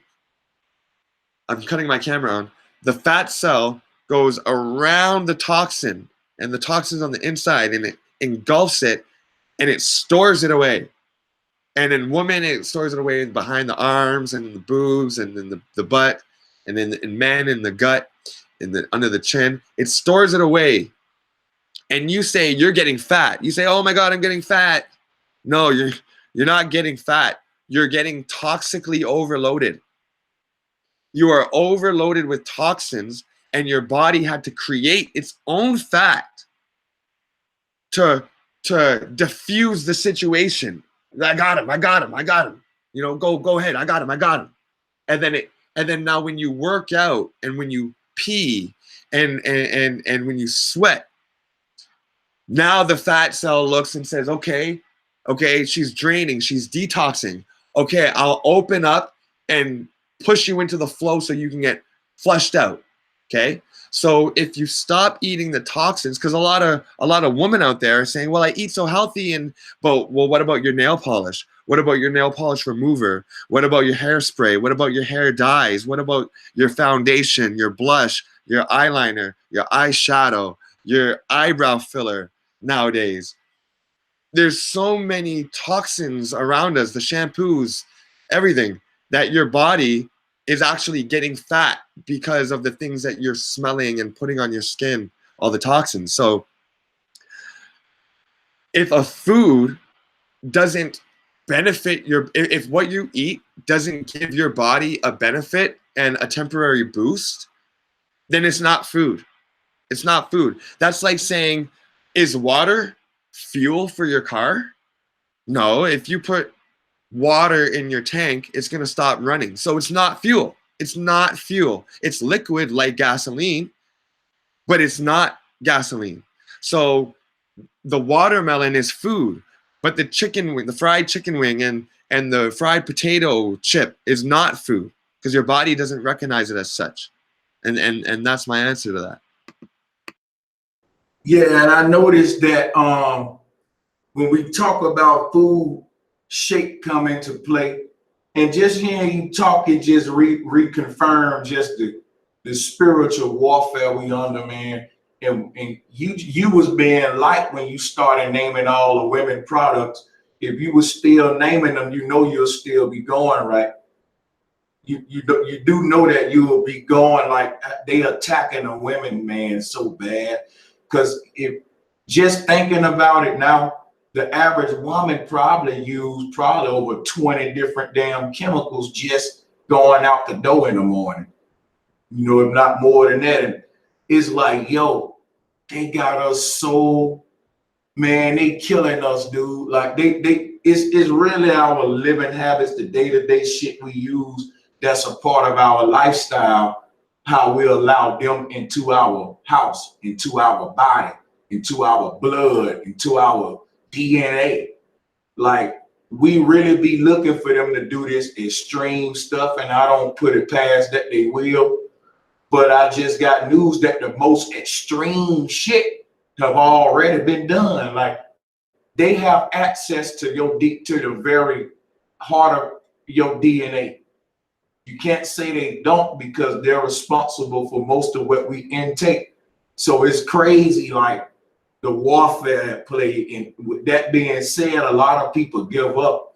A lot of people don't attempt to even change their diet. What I hear a lot of meat eaters say is, hey man, even them vegetables that y'all eat is GMO and poison. everything messed up. So why battle, man? You know, a lot of people got that attitude. I don't think that's a healthy one, but I bring all of that up to say that, yeah, man, for something to change, I really do think it's gonna take divine intervention. I don't want to go spooky, but yeah, man, you know, I tell people all the time, religion able to control people's diets on a massive level. If you wanted the whole world to be vegan, tell them that they God said don't eat the meat. Remember, I was making that joke. So Mhm. like, we really had an epidemic when it comes to the veganism versus meat eating wars, because there's a lot of arguments against us, and the people so dumbed down, and it's so much incentive to stay eating meat and less to stop, because the mentality is so YOLO today. Like you were saying earlier, like motherfuckers don't really care about expanding their life as much as they care about just having a blast, and you know, they can die when it's over, so to speak. Like, if everybody thinking like that, then health wouldn't be the top priority. But contrary to all of that, we see people coming back 2018 here today thinking green and trying to change their health. But even with that, you know, we see the corporations and companies trying to hijack that. You know, Burger King got a vegan burger, and a lot of people, you know, coming with the vegan shit, and they promoting the soy now. And it's like every time we make one step, they make two. Not to sound discouraging, but do you agree that going back to what we call her story is going to take like spiritual, some type intervention? You know, the when we were talking about religion and diet, diet is a religion, and it's crazy. It's so crazy. My sister just popped her head in my room right now, and she said, "Yo, how many calories are in your juice?" Because I make fresh juices, and that's ramping up. I'm just in the beginning stages. And then she says, "How many calories is in a juice?" My client wants to know. And I said, I can't tell you how much calories are in a juice, because when you go to the produce section, you're not going to see on your kale and on your oranges calorie counts and mineral counts, because every one is unique. Every farm is unique. Every soil is different. So you're going to be getting different iron levels, different calorie counts. That's why you don't see those calorie labels in the produce section. So I said, I don't know. I don't have a calorie counter. And I said, why? Is she counting her calories?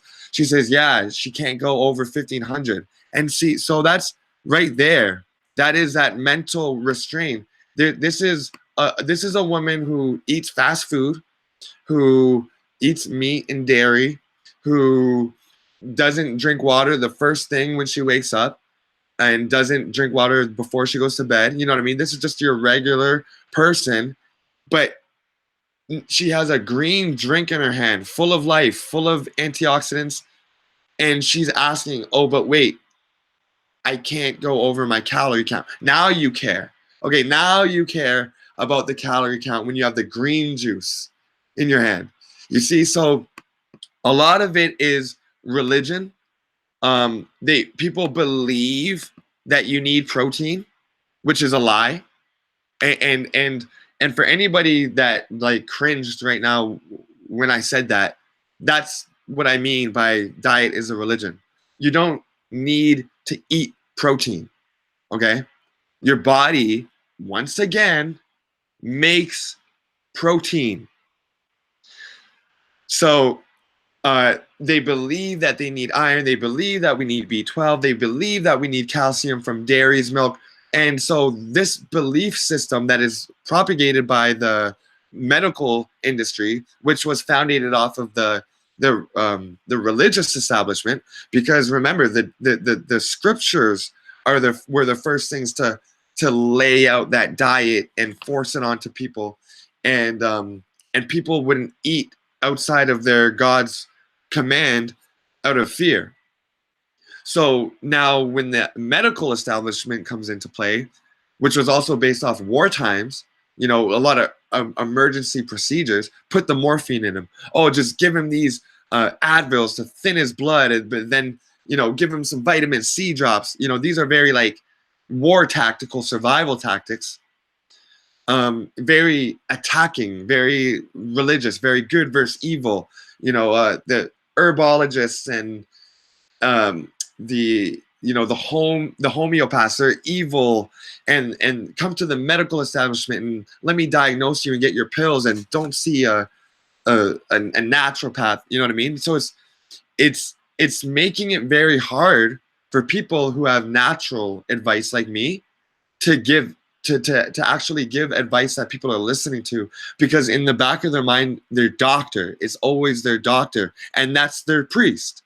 That's the person in the black coat, but except now it's a white coat, and they're judging them. And you gotta, oh doctor, I kind of got off the protocol. I wasn't taking the pills on the weekends, and you told me not to drink, but I did. You're confessing. You go and give confession to this doctor that you barely even know.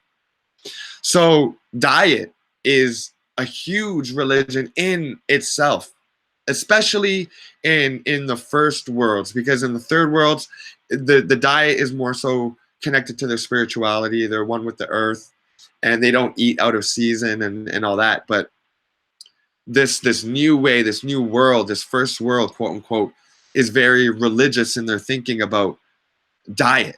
And so it's a religion in itself. Yeah, that's how I answer that one. Yeah, that's what's up, because that was one of the things, you know, to her story, to his story. But this is really like part of that series right here on another level, because what you basically talking about when you talk about the spiritual warfare they use with food. And shout out to everybody giving the super chat donations. Who we got out here real quick? The sister Nancy DeVita, shout out to you, my sister, and her brother P. ISO. How y'all doing? Appreciate the super chats. Masterpiece, the way they entered our body is through our dinner table for so many years. And I guess that's why all of these gods tell their followers what they can and can't eat, down to which meat. Don't fuck with the swine, and you can eat the swine, but he can't. You know, like you said, a doctor is the priest. I've been to so many black churches coming up in the South, and I've seen so many grandmas die and old ladies die. And back then, they weren't really putting charges on these pastors. But brother, you may think I'm lying if you want to. It was pastors back in the day telling motherfucker, man, radical Southern Christian pastor. Jesus said, don't take no more of the medicine. Now, I know we should take the medicine no way, and that ain't funny, but I'm just saying, like, oh, man, let me stop, bro. Like, folks putting it in the name of Jesus, and when they pass away, all the pastor got to say is, well, Jesus called her home. Jesus wanted her more than us, and you never wrong. It's a win-win. And I don't get that shit, like, how certain people got their way into your diet and your health, like the pastor damn near the doctor too, because a lot of people go to him for the healing that they can't get from the damn pimp ass doctor. In fact, a lot of people, believe it or not, Masterpiece, got just as much trust in they pastor to heal them as they doctor, man. So the health game is so sad today that it's a roll of the dice. And no matter which crook you go to, your fate pretty much the same. It's a slow death with a illness that'll never reach a resolution. Because again, we in a system that ain't about healing, it's about treatment, you know. And pretty much it's so many things today that should be diagnosed as illness that's not normal things that they teach us is normal. You know, like you know, depression and boredom. And real talk, people may say I'm stupid again, but certain things exist today I don't think existed in a natural state. Certain emotions we got, certain things that they teach us normal. And I think if we was to get back to that natural state, our body transform, and it will go back and regain emotions that we lost.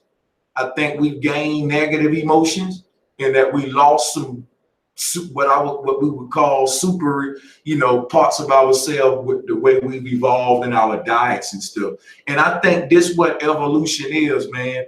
Them changing us. If we are what we eat, we see that the biggest changes of human throughout history have coincided with the changes of those people's dying.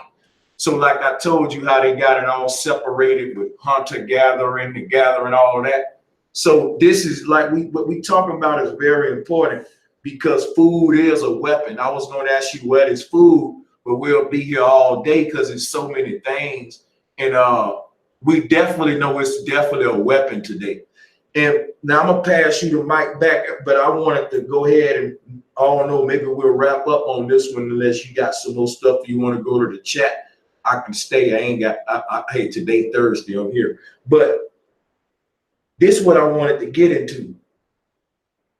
When you were saying food is a frequency, the word frequency can be broke down as free quenching. So frequency is really free quenching. Like all of this food is a frequency, is there to quench you for free.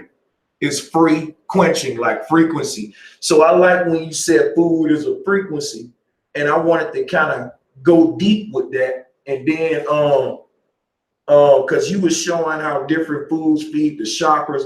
That's interesting right there. So what I wanted you to do is something that me and you done on plenty back screens when we talking about this stuff. May be new to some people who may not heard it, but the food from a symbolic perspective, food from a sacred geometric perspective, how nature communicates to the subconscious with the different shapes of food, and how the powers that be are aware of that too, and they fucking in between that, messing that up too. So can you go ahead, my brother, and kind of get a peep of that again on the sacred geometry aspect of food and how that is important and they messing that up too? That's probably my favorite topic. I mean, it's so divine. It's so amazing, and it's so simple. Like it's just so simple. It's so basic. Now, okay. Now, first, I guess we have to go to Dr. Emoto's work on his water experiments, just to really kind of set the tone for what we're about to go into, because we're talking about frequency, and you don't always see frequency. You need a medium to show it. Like if you wave your hand up and down, you won't see anything, but you put your hand in water and then you start creating bubbles and waves. So let's get into this. Dr. Emoto is, from our round of civilization, which is, I say now because as I look into the past, I realize we've had so many rounds and rounds of people rising and falling. So on this round, this doctor here has shown, and it's nothing that we haven't seen on the walls of the temples in China and Africa, in Upper Africa, Lower Africa, and Upper North America, Lower North America, everywhere. This is everywhere. Now, what he did was he meditated on or sent signals from his mind, intent. This is projecting your will forward. Okay, this is why a lot of women in a lot of cultures, like in the Middle East and in Sri Lanka, they don't really look into a man's eyes. In here in Toronto, we have a lot of different cultures. Okay, we have a mashup of cultures, and we have a lot of women here that can't drive because they just got from their country that they don't drive, and they're learning our ways. And you'll notice if you talk to a lot of the women, they look down. They don't really look into your eyes. The eyes are the windows of the soul, as we know. And we know that when we project our will, when we have dirty thoughts and stuff like that, we can actually affect somebody. We are putting our will into somebody's eyes, and it goes right to their soul because it's a window of the soul. So this is why you won't really get a lot of eye contact from like an old school kind of native indigenous kind of woman. And this is the reason here. He had 3 jars of water, Dr. Emoto, and he looked into one, and he focused love, and he protruded love into it. The second one in the middle, he did thank you, and the one on the right, he did I hate you. Now, and he did this for many, many, many different emotions: compassion, wisdom, truth, eternal, love, joy, and many, many, many more. And then he noticed that when he flash froze it, okay, when he froze it instantly, the water crystals created geometric shapes. And isn't it funny how soul creates a circular pattern? Now, if you look at I hate you, you see that there's no pattern, there's no consistency, there is no communication. With these 2 hexagons, I can stack this hexagon on top of that hexagon. I can take any of these hexagons here and stack them up. And we know that a snowflake, water only freezes if it's properly structured. It can only float down in a hexagon, okay, that Merkaba. So what we are looking at, and listen to this carefully, what we are looking at is the identified auric field of that thought particle. I'll say it again. We sent thoughts into water, and the water particles picked up those thoughts, and it made it resonate with a certain aura. And we flash frozen the water, and we made that aura into a corpuscle. We have revealed the aura, the invisible aura, from thank you and wisdom and truth. Now we know what aura these make, what shape this makes, okay? Now, if you go to your fruits that you eat, you'll notice it's growing in these patterns, sacred geometrical patterns, the hexagons, the pentagons, okay, the triangles. It's literally everywhere. Look at this perfect star. I cut open a papaya, I don't know, a month ago.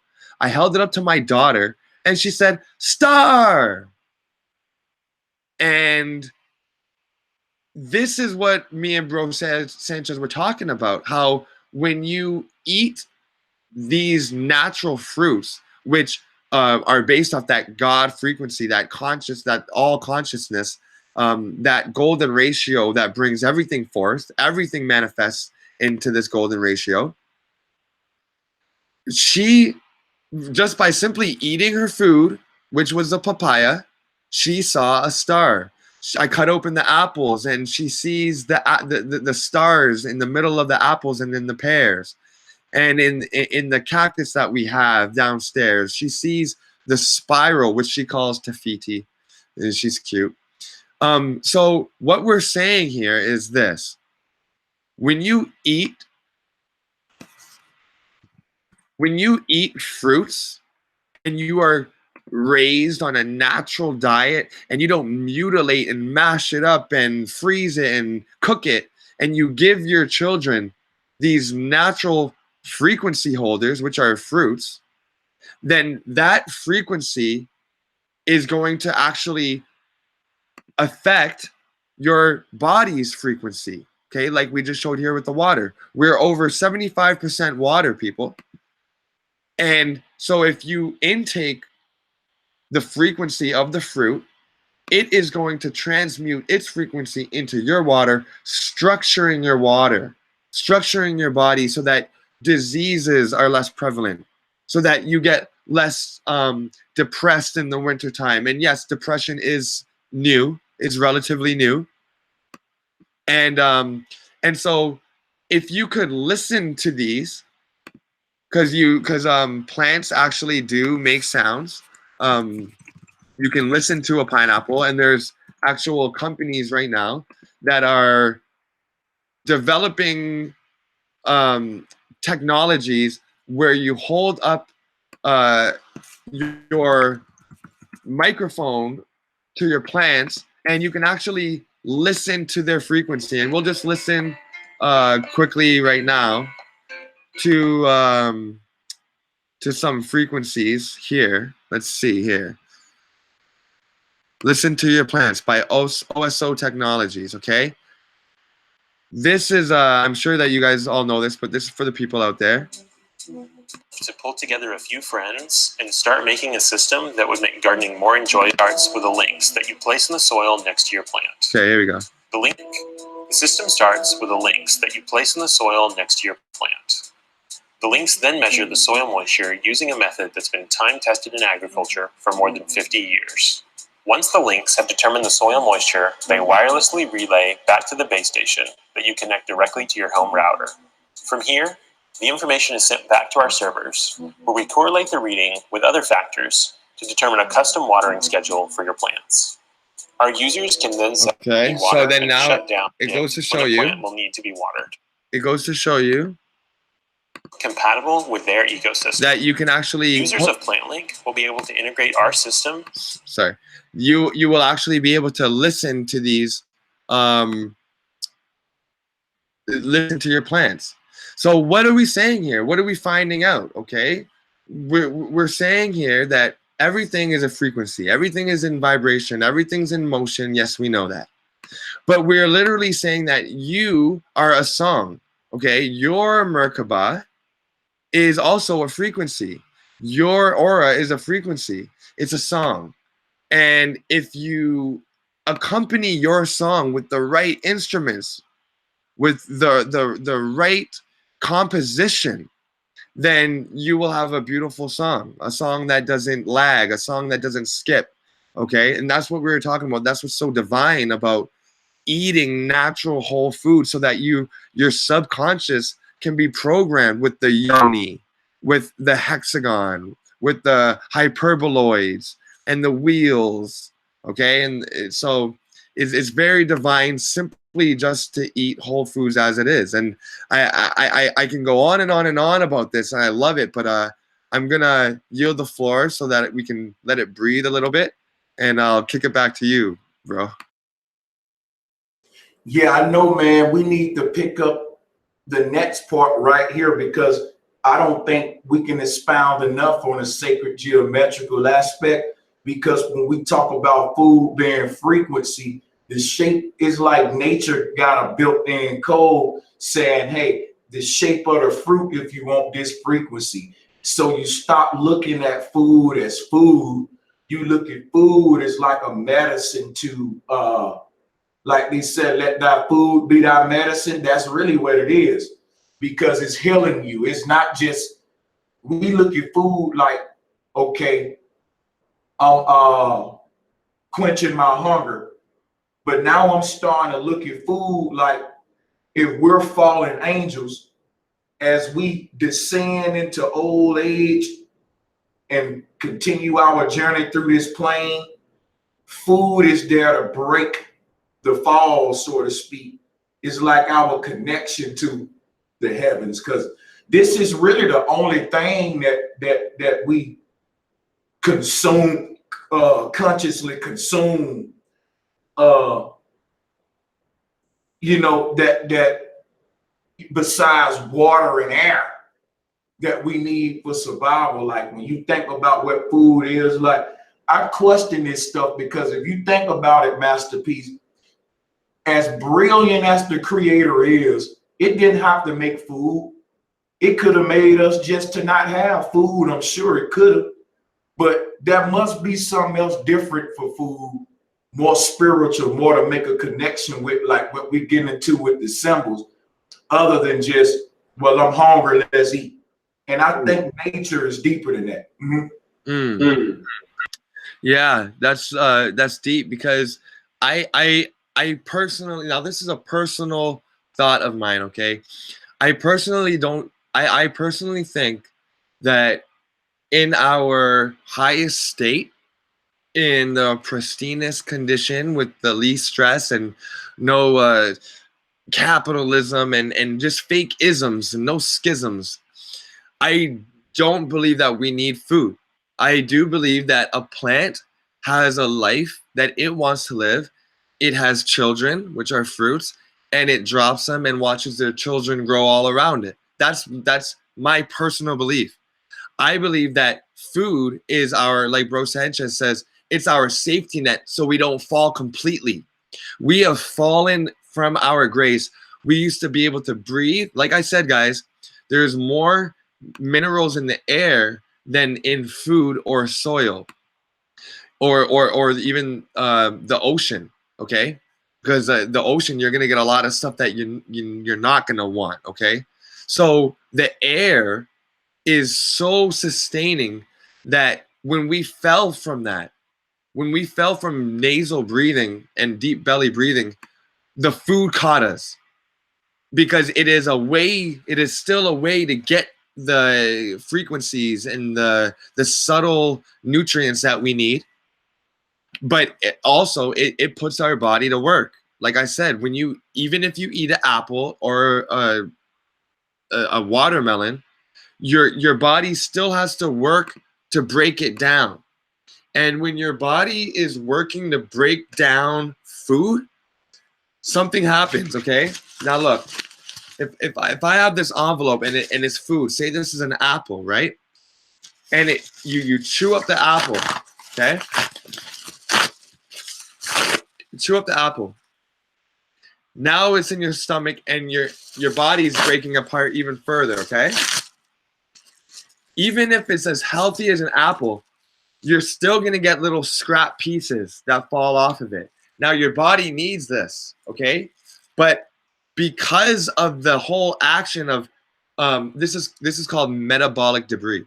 It's 6 o'clock. The action of breaking it down has left waste, okay? That apple left a little bit of waste. The watermelon, even though it's so healthy, it still left a little bit of waste. So your body now has to detox itself and use energy to clean that out. Thankfully, when it was breaking down the apple, it restored the energy that it took to break it down. Okay? So if I'm working to break this down, at least, hey, now I can eat it and get the energy back up. Okay? So that slight give and take, it is unnatural because we just see that in nature, things are self-sustaining. And well, I mean, we need everything to survive. Everything is codependent. But more or less, we used to be self-sustaining. And we were talking about hunger pains earlier. And, when we're making beats or we're very focused, we get a hunger pain. And what would be beneficial, which really helped me, is to stop imagining it as your stomach hurting. It's not hurting. Your stomach is not in pain. You perceive that as pain. You're saying, oh, it hurts. But if you didn't grow up in a culture where that rumbling was attributed to pain and lack, then you would just simply feel a rumble.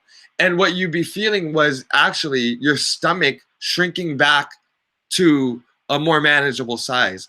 Some people, we have a stomach that's this big and it's caked with yeast from the beer and all the fermented stuff that we've been drinking and the yeast and the wheat. Some people have a very small stomach. You can see their ribs, like in Africa and in India. You can see their ribs and you say, well, they wouldn't even be able to eat an apple if they tried because their stomach doesn't have the space for it. So we're overeating. We're constantly overeating and we're constantly keeping our stomach expanded. So when you're fasting or when you have that stomach rumble, don't think of it as hunger pains. Think of it this way. Think of it as your body actually getting back to the way it needs to be so that you don't need food. Your stomach wants to shrink back up and you're not letting it. And that tells you you don't need as much food as you think you do. So, Bro Sanchez, when you're doing your research about these old temples and old cities, how many toilets do we find? How many sewer systems do we find? Not a lot. If you look at the Great Stink in England and in the whole European area, the people inhabited these older buildings. but there were no toilets built into them. We did not used to eat this much, and when we did, it wasn't so toxic that it would smell up the place. In fact, if you're on a plant-based diet, eating whole foods raw, then your poo is actually fertilizer. My baby, who's a raw vegan, her diaper was like the most amazing fertilizer. But us, who's eating fruit roll-ups and Twinkies and chips, that's not good soil. That's not good fertilizer for the soil. So we have to think about the food, what it's also doing on its way out to the environment as well, right? So Yeah, yeah. that right there is powerful, man. I never thought about it that way. You're right, because the less I eat, the less I eat. And it ain't that I can eat more, because if just say I go a whole day and I'm suppressing my hunger, and I do get to the point where I'm starving. You know what's crazy about it? I get with my girl, I'll be like, yo, I ain't ate nothing all day. I'm fucking starving. You know, and when we finally eat something, I'm like, yo, I'm finna fucking go in. I take a few bites and be full on my hungriest days. When I'm not that hungry, I eat the most. It's crazy, man. So, you know, it's when you was talking about these people in these other countries with their ribs showing, and here we are in America equating health to big. I don't know like how you grew up, Masterpiece, but in the South, we think big and fat and all that. We think that's healthy. Now, I know you may say you lying, bro, Sanchez. No, I'm not, man.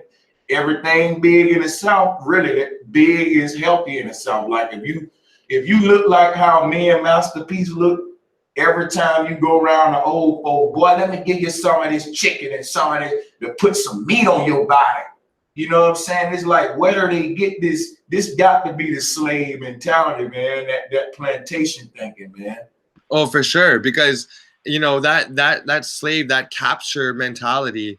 You're thinking, when's my next meal gonna be? I gotta pack on some stuff so that my body can eat that. You know what I mean? So I don't starve. Now, even if you go to Malawi today, the people in the rural areas, they say that they like a little bit of cuddles, or a little bit of like snuggles or something. They mean some pudge on the man. They like that. It represents that wealth, right? And that's an artificial form of wealth, because if you're fat, then you've just eaten your wealth. So I do know what you're saying, because my family that lives in Baltimore and in DC, when we go to their houses, and then we go to their church sessions, after that, like we go over to somebody's house after, and it's like tables of food. And it's not like that up here in Canada much. But like when I went down to America, yeah, I really like North Carolina too. Like it's that food. Oh, you're looking weak. You're looking tired. You know, if you're pregnant and you're thin, oh, we got to get some meat on your bones. You know, you're eating for two now, which is also a falsity. Now, so I do know what you're saying. Around the world, big bonedness or thick-skinnedness or having a little bit of weight is actually seen as a good thing or a healthy thing. But I mean, if you were big because you ate mad hemp seeds and mad cashews and nuts and avocados, you know what I mean, and you're big, yeah, then you have like a wealth of minerals on you and fats and oils that's just gonna, I mean, you could, from like a bear does, right? And from then you don't have to eat for another like month, 2 months. You'd be good. But the thing is that we're getting fat off the wrong things, and it's clogging up our arteries, and it's causing us to have a lack. So that's how I'm going to answer that. And I do know that we have to wrap it up soon. So I do just quickly want to share some tabs that I have had open that I wanted to get to, so that people could go home with something. They could really take something tangible. Now, here I highlighted What do negative ions do? In high enough concentration, negative ions clear the air of mold, spores, pollen, pet dander, odors, cigarette smoke, bacteria, viruses, dust, other hazardous airborne particles. Okay, They do this by attaching these positively charged particles in large numbers. This causes germs, mold, pollen, and other allergens to become too heavy. Now, I want you to translate that into your body, okay? Now, if they're saying here that the negative ions, because they're in a deficit, remember it's a negative, they are wanting to attach onto something. So if there's pollens and pollutants and heavy metals in your body that are positively charged, looking to give off something, the negative ions attach themselves to it and drag them down, kind of like when you're taking down like a running back or something, or like a wide receiver. You hold on to their ankles and feet to drag them down. These negative ions are dragging these pollutants down, and instead of floating all around in your body, it's making it heavy enough to go into your bloodstream, to go into your waterways, sorry, not your bloodstream, to be able to go into your cellular environment, which is the water that's all around, and be flushed out, get trapped up, get heavy enough to be submerged into the water. The negative ions, they pull these pollutants into your body water and pushes it out. And that's why negative ions, you're thinking so clearly. This happens after rainstorms. This happens after thunderstorms by waterfalls. You're thinking clearly, and you're warding off pollutants that make you tired, and definitely you don't have as much of an effective depression. These are all the benefits. And right here it says studies have shown high levels of negative ions can be as effective as treating seasonal affective disorder, SAD, commonly prescribed antidepressants. Obviously discuss any medical changes. So they're saying that high concentrations of negative ions are just as effective as some prescribed antidepressants without all the side effects. So instead of having all these pills with side effects, go into nature, go a walk through your forest, or bring the ions into you. You can do this with pink salt lamps and water falls in your house, little nebulizers. We already talked about that. You can also do a search on what are the best negative ion generators for your household. You can easily find that on Amazon or Kijiji or Craigslist, something where you don't have to buy it new. I'm a really big don't buy new kind of guy. Like I've never bought a new iPhone, a new Samsung. It's always been off of secondhand. Okay, that's how we stunt the corporations. Now we have to get into nose breathing, and bro Sanchez, jump in anytime you want. The nose breathing, it reduces your risk of colds, increases stamina, We've already talked about how your nose actually synthesizes what you need out of the air and feeds you. So that's great, and it feeds your brain right away. So you can actually train yourself to nose breathe, okay, by consciously doing it, and then after a few short weeks, you'll be doing it naturally, okay? Now, the someone in the chat said, what about detoxing? And this episode is about air, the air element, and breathing.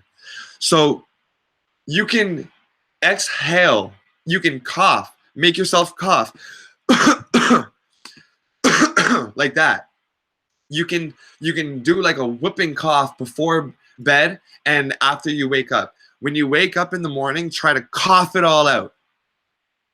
Coughing is the body, like I said, is so amazing. Sometimes the body creates a reaction and you think that reaction is the problem.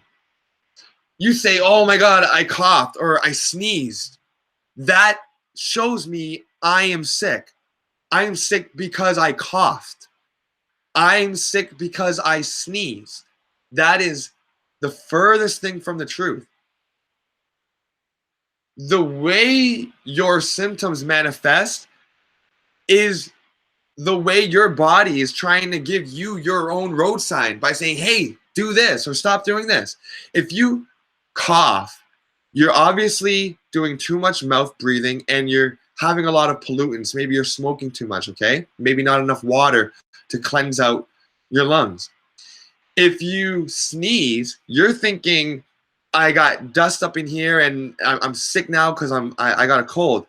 But the sneezing is actually the fastest physical thing that goes through your body. So it warms you up. So you're sneezing because you're cold inside. If you warm your core up, you won't have to sneeze, because the sneeze, it creates that friction. And if you do enough sneezes, you're going to feel like you're sweating after. You're like, whoo, I just sneezed up a storm and I'm hot. So learn how to read your body's signs and know that that if you do what the symptoms do before they arrive, then you can beat it. If you cough before you need to cough, then you may not have to develop a cough.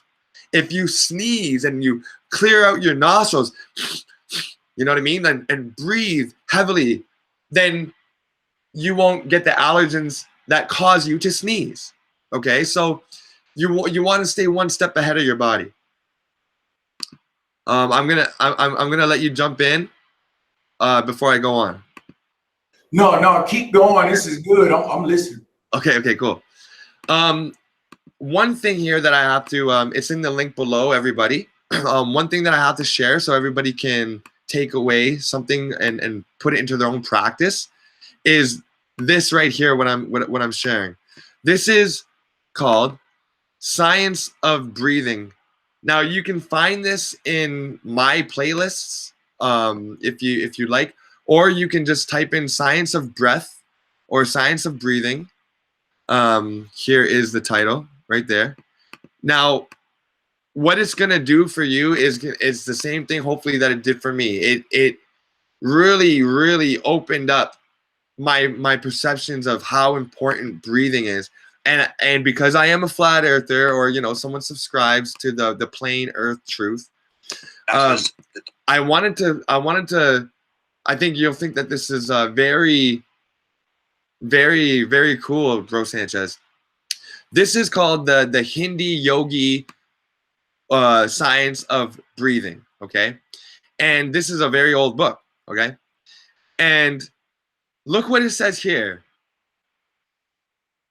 Let us consider the diaphragm. What is it? We have seen that it is a great partition muscles which separates the chest and its contents from the abdomen and its contents. So right now we're talking about firmament, separating the waters above, waters below. When at rest, it presents a concave surface to the abdomen. That is, or you're saying that means the diaphragm, as viewed from the abdomen, which is below, would seem like the sky as viewed from the earth, the interior of an arched surface or a dome. Okay, so even back here, they are in the Yogi Hindi Science of Breathing. They are comparing your inner dome diaphragm that separates the upper from the lower to this earth, and how when we look up, we see the dome like our diaphragm. I thought that was very interesting. Now, a couple of the last tabs here, I always say as above, so below, okay? This is your nasal passageways, and this is your lower spine, okay? This is your tailbone. Nasal passageway, tailbone. You can see the many similarities. And the reason why I bring this up is because a lot of times people are having sinus problems, but really don't know it's actually stemming from another part of their body. And that with a good massage and good lymph movement, you can actually take care of your sinuses. So you don't always have to attack the area that you're hemorrhaging from, so to speak. So as we look at this, we see everything in this. We see the ovaries, we see the ram symbol, and all of that. Now, what this is the sinus passageways. This is the nasal passageways. And why I'm showing you this is because when you breathe into your nose, people, when you get into the habit of breathing in your nose automatically, that means that you can close your mouth when you sleep. It means when you're walking on a trail, you're silent because you're breathing through your nose. What you're doing is you're feeding all of these faculties. The hypothalamus is right here. We know that the hypothalamus and other glands control all the workings of your lower body, all of the workings of your lower body. Okay? So when you breathe through the mouth, it goes into your lungs and you get all the pollutants from the air. But when you breathe into your pre-filtered nasal ways, you're actually feeding all of your body, because you are a hologram, and a part consists the whole. Okay, so that is very, very key. And then of course we have the toroid here, the torus fields that just show you, confirm even further the as above so below symbology of where we should be breathing. Now, you are a tuning fork and you emit a certain frequency. And Bro Sanchez was saying, well, what is food? Is it like a, it's like a counterpart? Yes. If your food is like it's like the striking ball. When you strike your tuning fork, you are revealing what shape you're in. You strike in and go, doo. Oh, it's a C. Doo. Oh, it's an A. Doo. Oh, it's a D sharp. You know what I mean? So if you are taking in fruits and produce that have this type of a sound, these high frequency, this is a Mozart symphony here, love, thank you. If you are taking in fruits with these types of sounds and shapes, then your tuning fork, that when you strike it and when it's revealed, it's going to be of a higher frequency. Okay, people? This is how you literally raise your frequency. Okay, good breath and good air all around you is key. And with that concludes the green stream, the interview portion. Thank you very much, Bro Sanchez.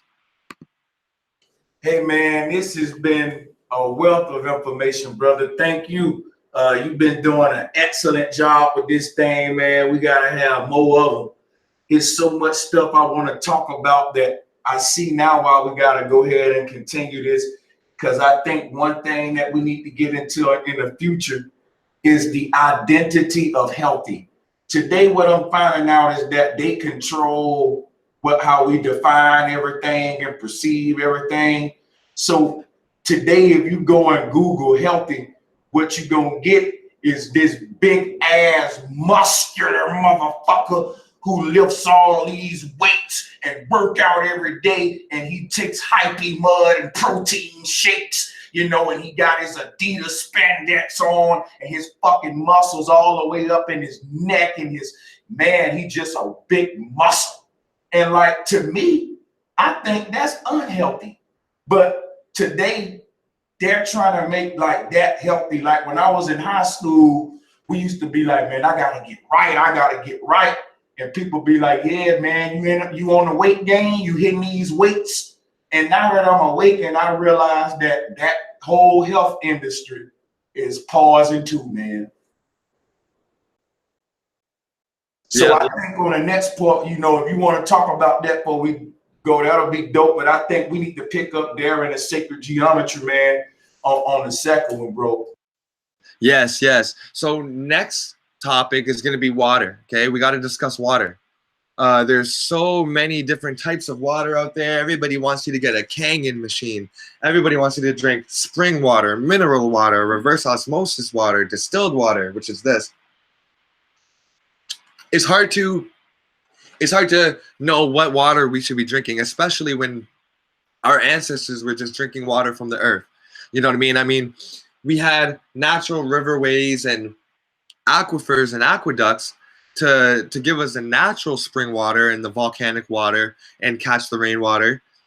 But now there's so much technology with the water, we're at a loss to know which one is the best. So next topic, we have to go into the water. We have to go into the divine sacred geometry of water, because water is so elusive. It's shapeless in its form. Listen to that. It's shapeless in its form. Its nature is shapeless, and we are constantly programming water with the pills that we flush down our toilets, with all the chemicals that we use in our showers is going into the water system, and it's messing with our divine link, which is the water. And so water is a very, very important topic, and we are going to get into that science of the formless form, which is water.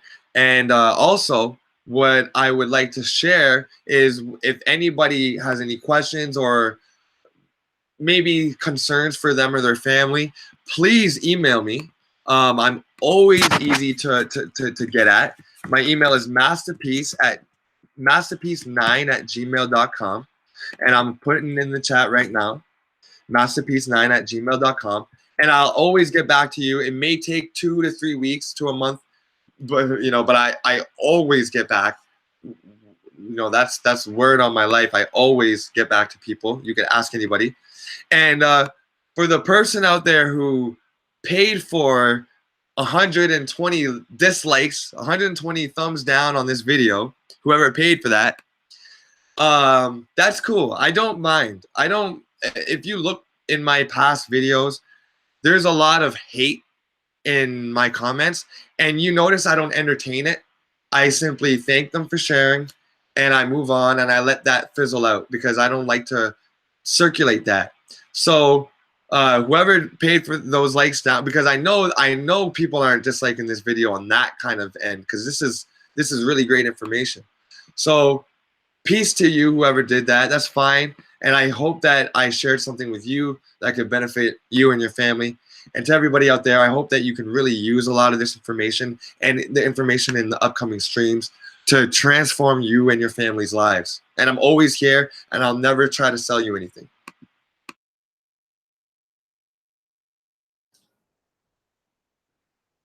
I guess that's gonna wrap up the show at this time. We're gonna have more of them, like we said. I don't know if I'm gonna go today, Thursday. I may go live tonight. If not, no, I think I'm gonna go live tomorrow. But we're definitely gonna be going live on Flat Power. Trying to wake the brothers up, man, who came from the comedic community. Now they came with disrespect, but we're gonna be respectful. I'm gonna go on, address the videos, and we'll make that happen. But hey, like I said, go ahead and shut your show down. I know you don't want to run the stream too long. Let me give a big shout out to everybody in the mother chat room. Black power to y'all. And man, appreciate y'all for coming over here, supporting me and my brother Masterpiece, man. Appreciate it, man. Yeah, I really appreciate that as well. And like you said, bro, I don't want these to go too long. We started at 4. It's 2.5 hours. I don't want people to have to sift through 6 hours of information. And we do that on your channel. We go 8 hours, 11 hours, and that's cool. But I find that when it comes to health, something that people aren't really even interested in anyways, we got to keep it short. And that's why I like this 2.5 hour range. We get to pack it with information, answer some people's questions, and save your questions for next time, because I'll open it up with a question and end it with a question period. And but yeah, I hope you guys appreciate the conciseness of this, so that you can share it with your friends, watch it in 1.25, 1.5 speed, really get the knowledge in there, and just share it far and wide, y'all. And let's heal together. It doesn't matter if you're black, white, yellow, brown, whatever. I don't care about any of that. We all need each other, and we all got to heal, because if every nation is healing, then no nation will be warring. And with that, I just want to leave you guys in peace, wholeness, and abundance. And like I always say, and I'm gonna cut my camera on for this, like I always say, hey, eat to live. Don't live just to eat. Don't wake up in the morning to eat. Eat to live. All right, y'all. Peace. Sanchez, peace. Peace, my brother. Peace. Peace, y'all, in the chat. I love you. Thank you very much for supporting me. And for all the super chat donations that we got to today. That was amazing, and I'm so humbled. And I'm going to be putting it to good use. You already know. All right, done know. Much love, peace, power, and protection. Respect. One.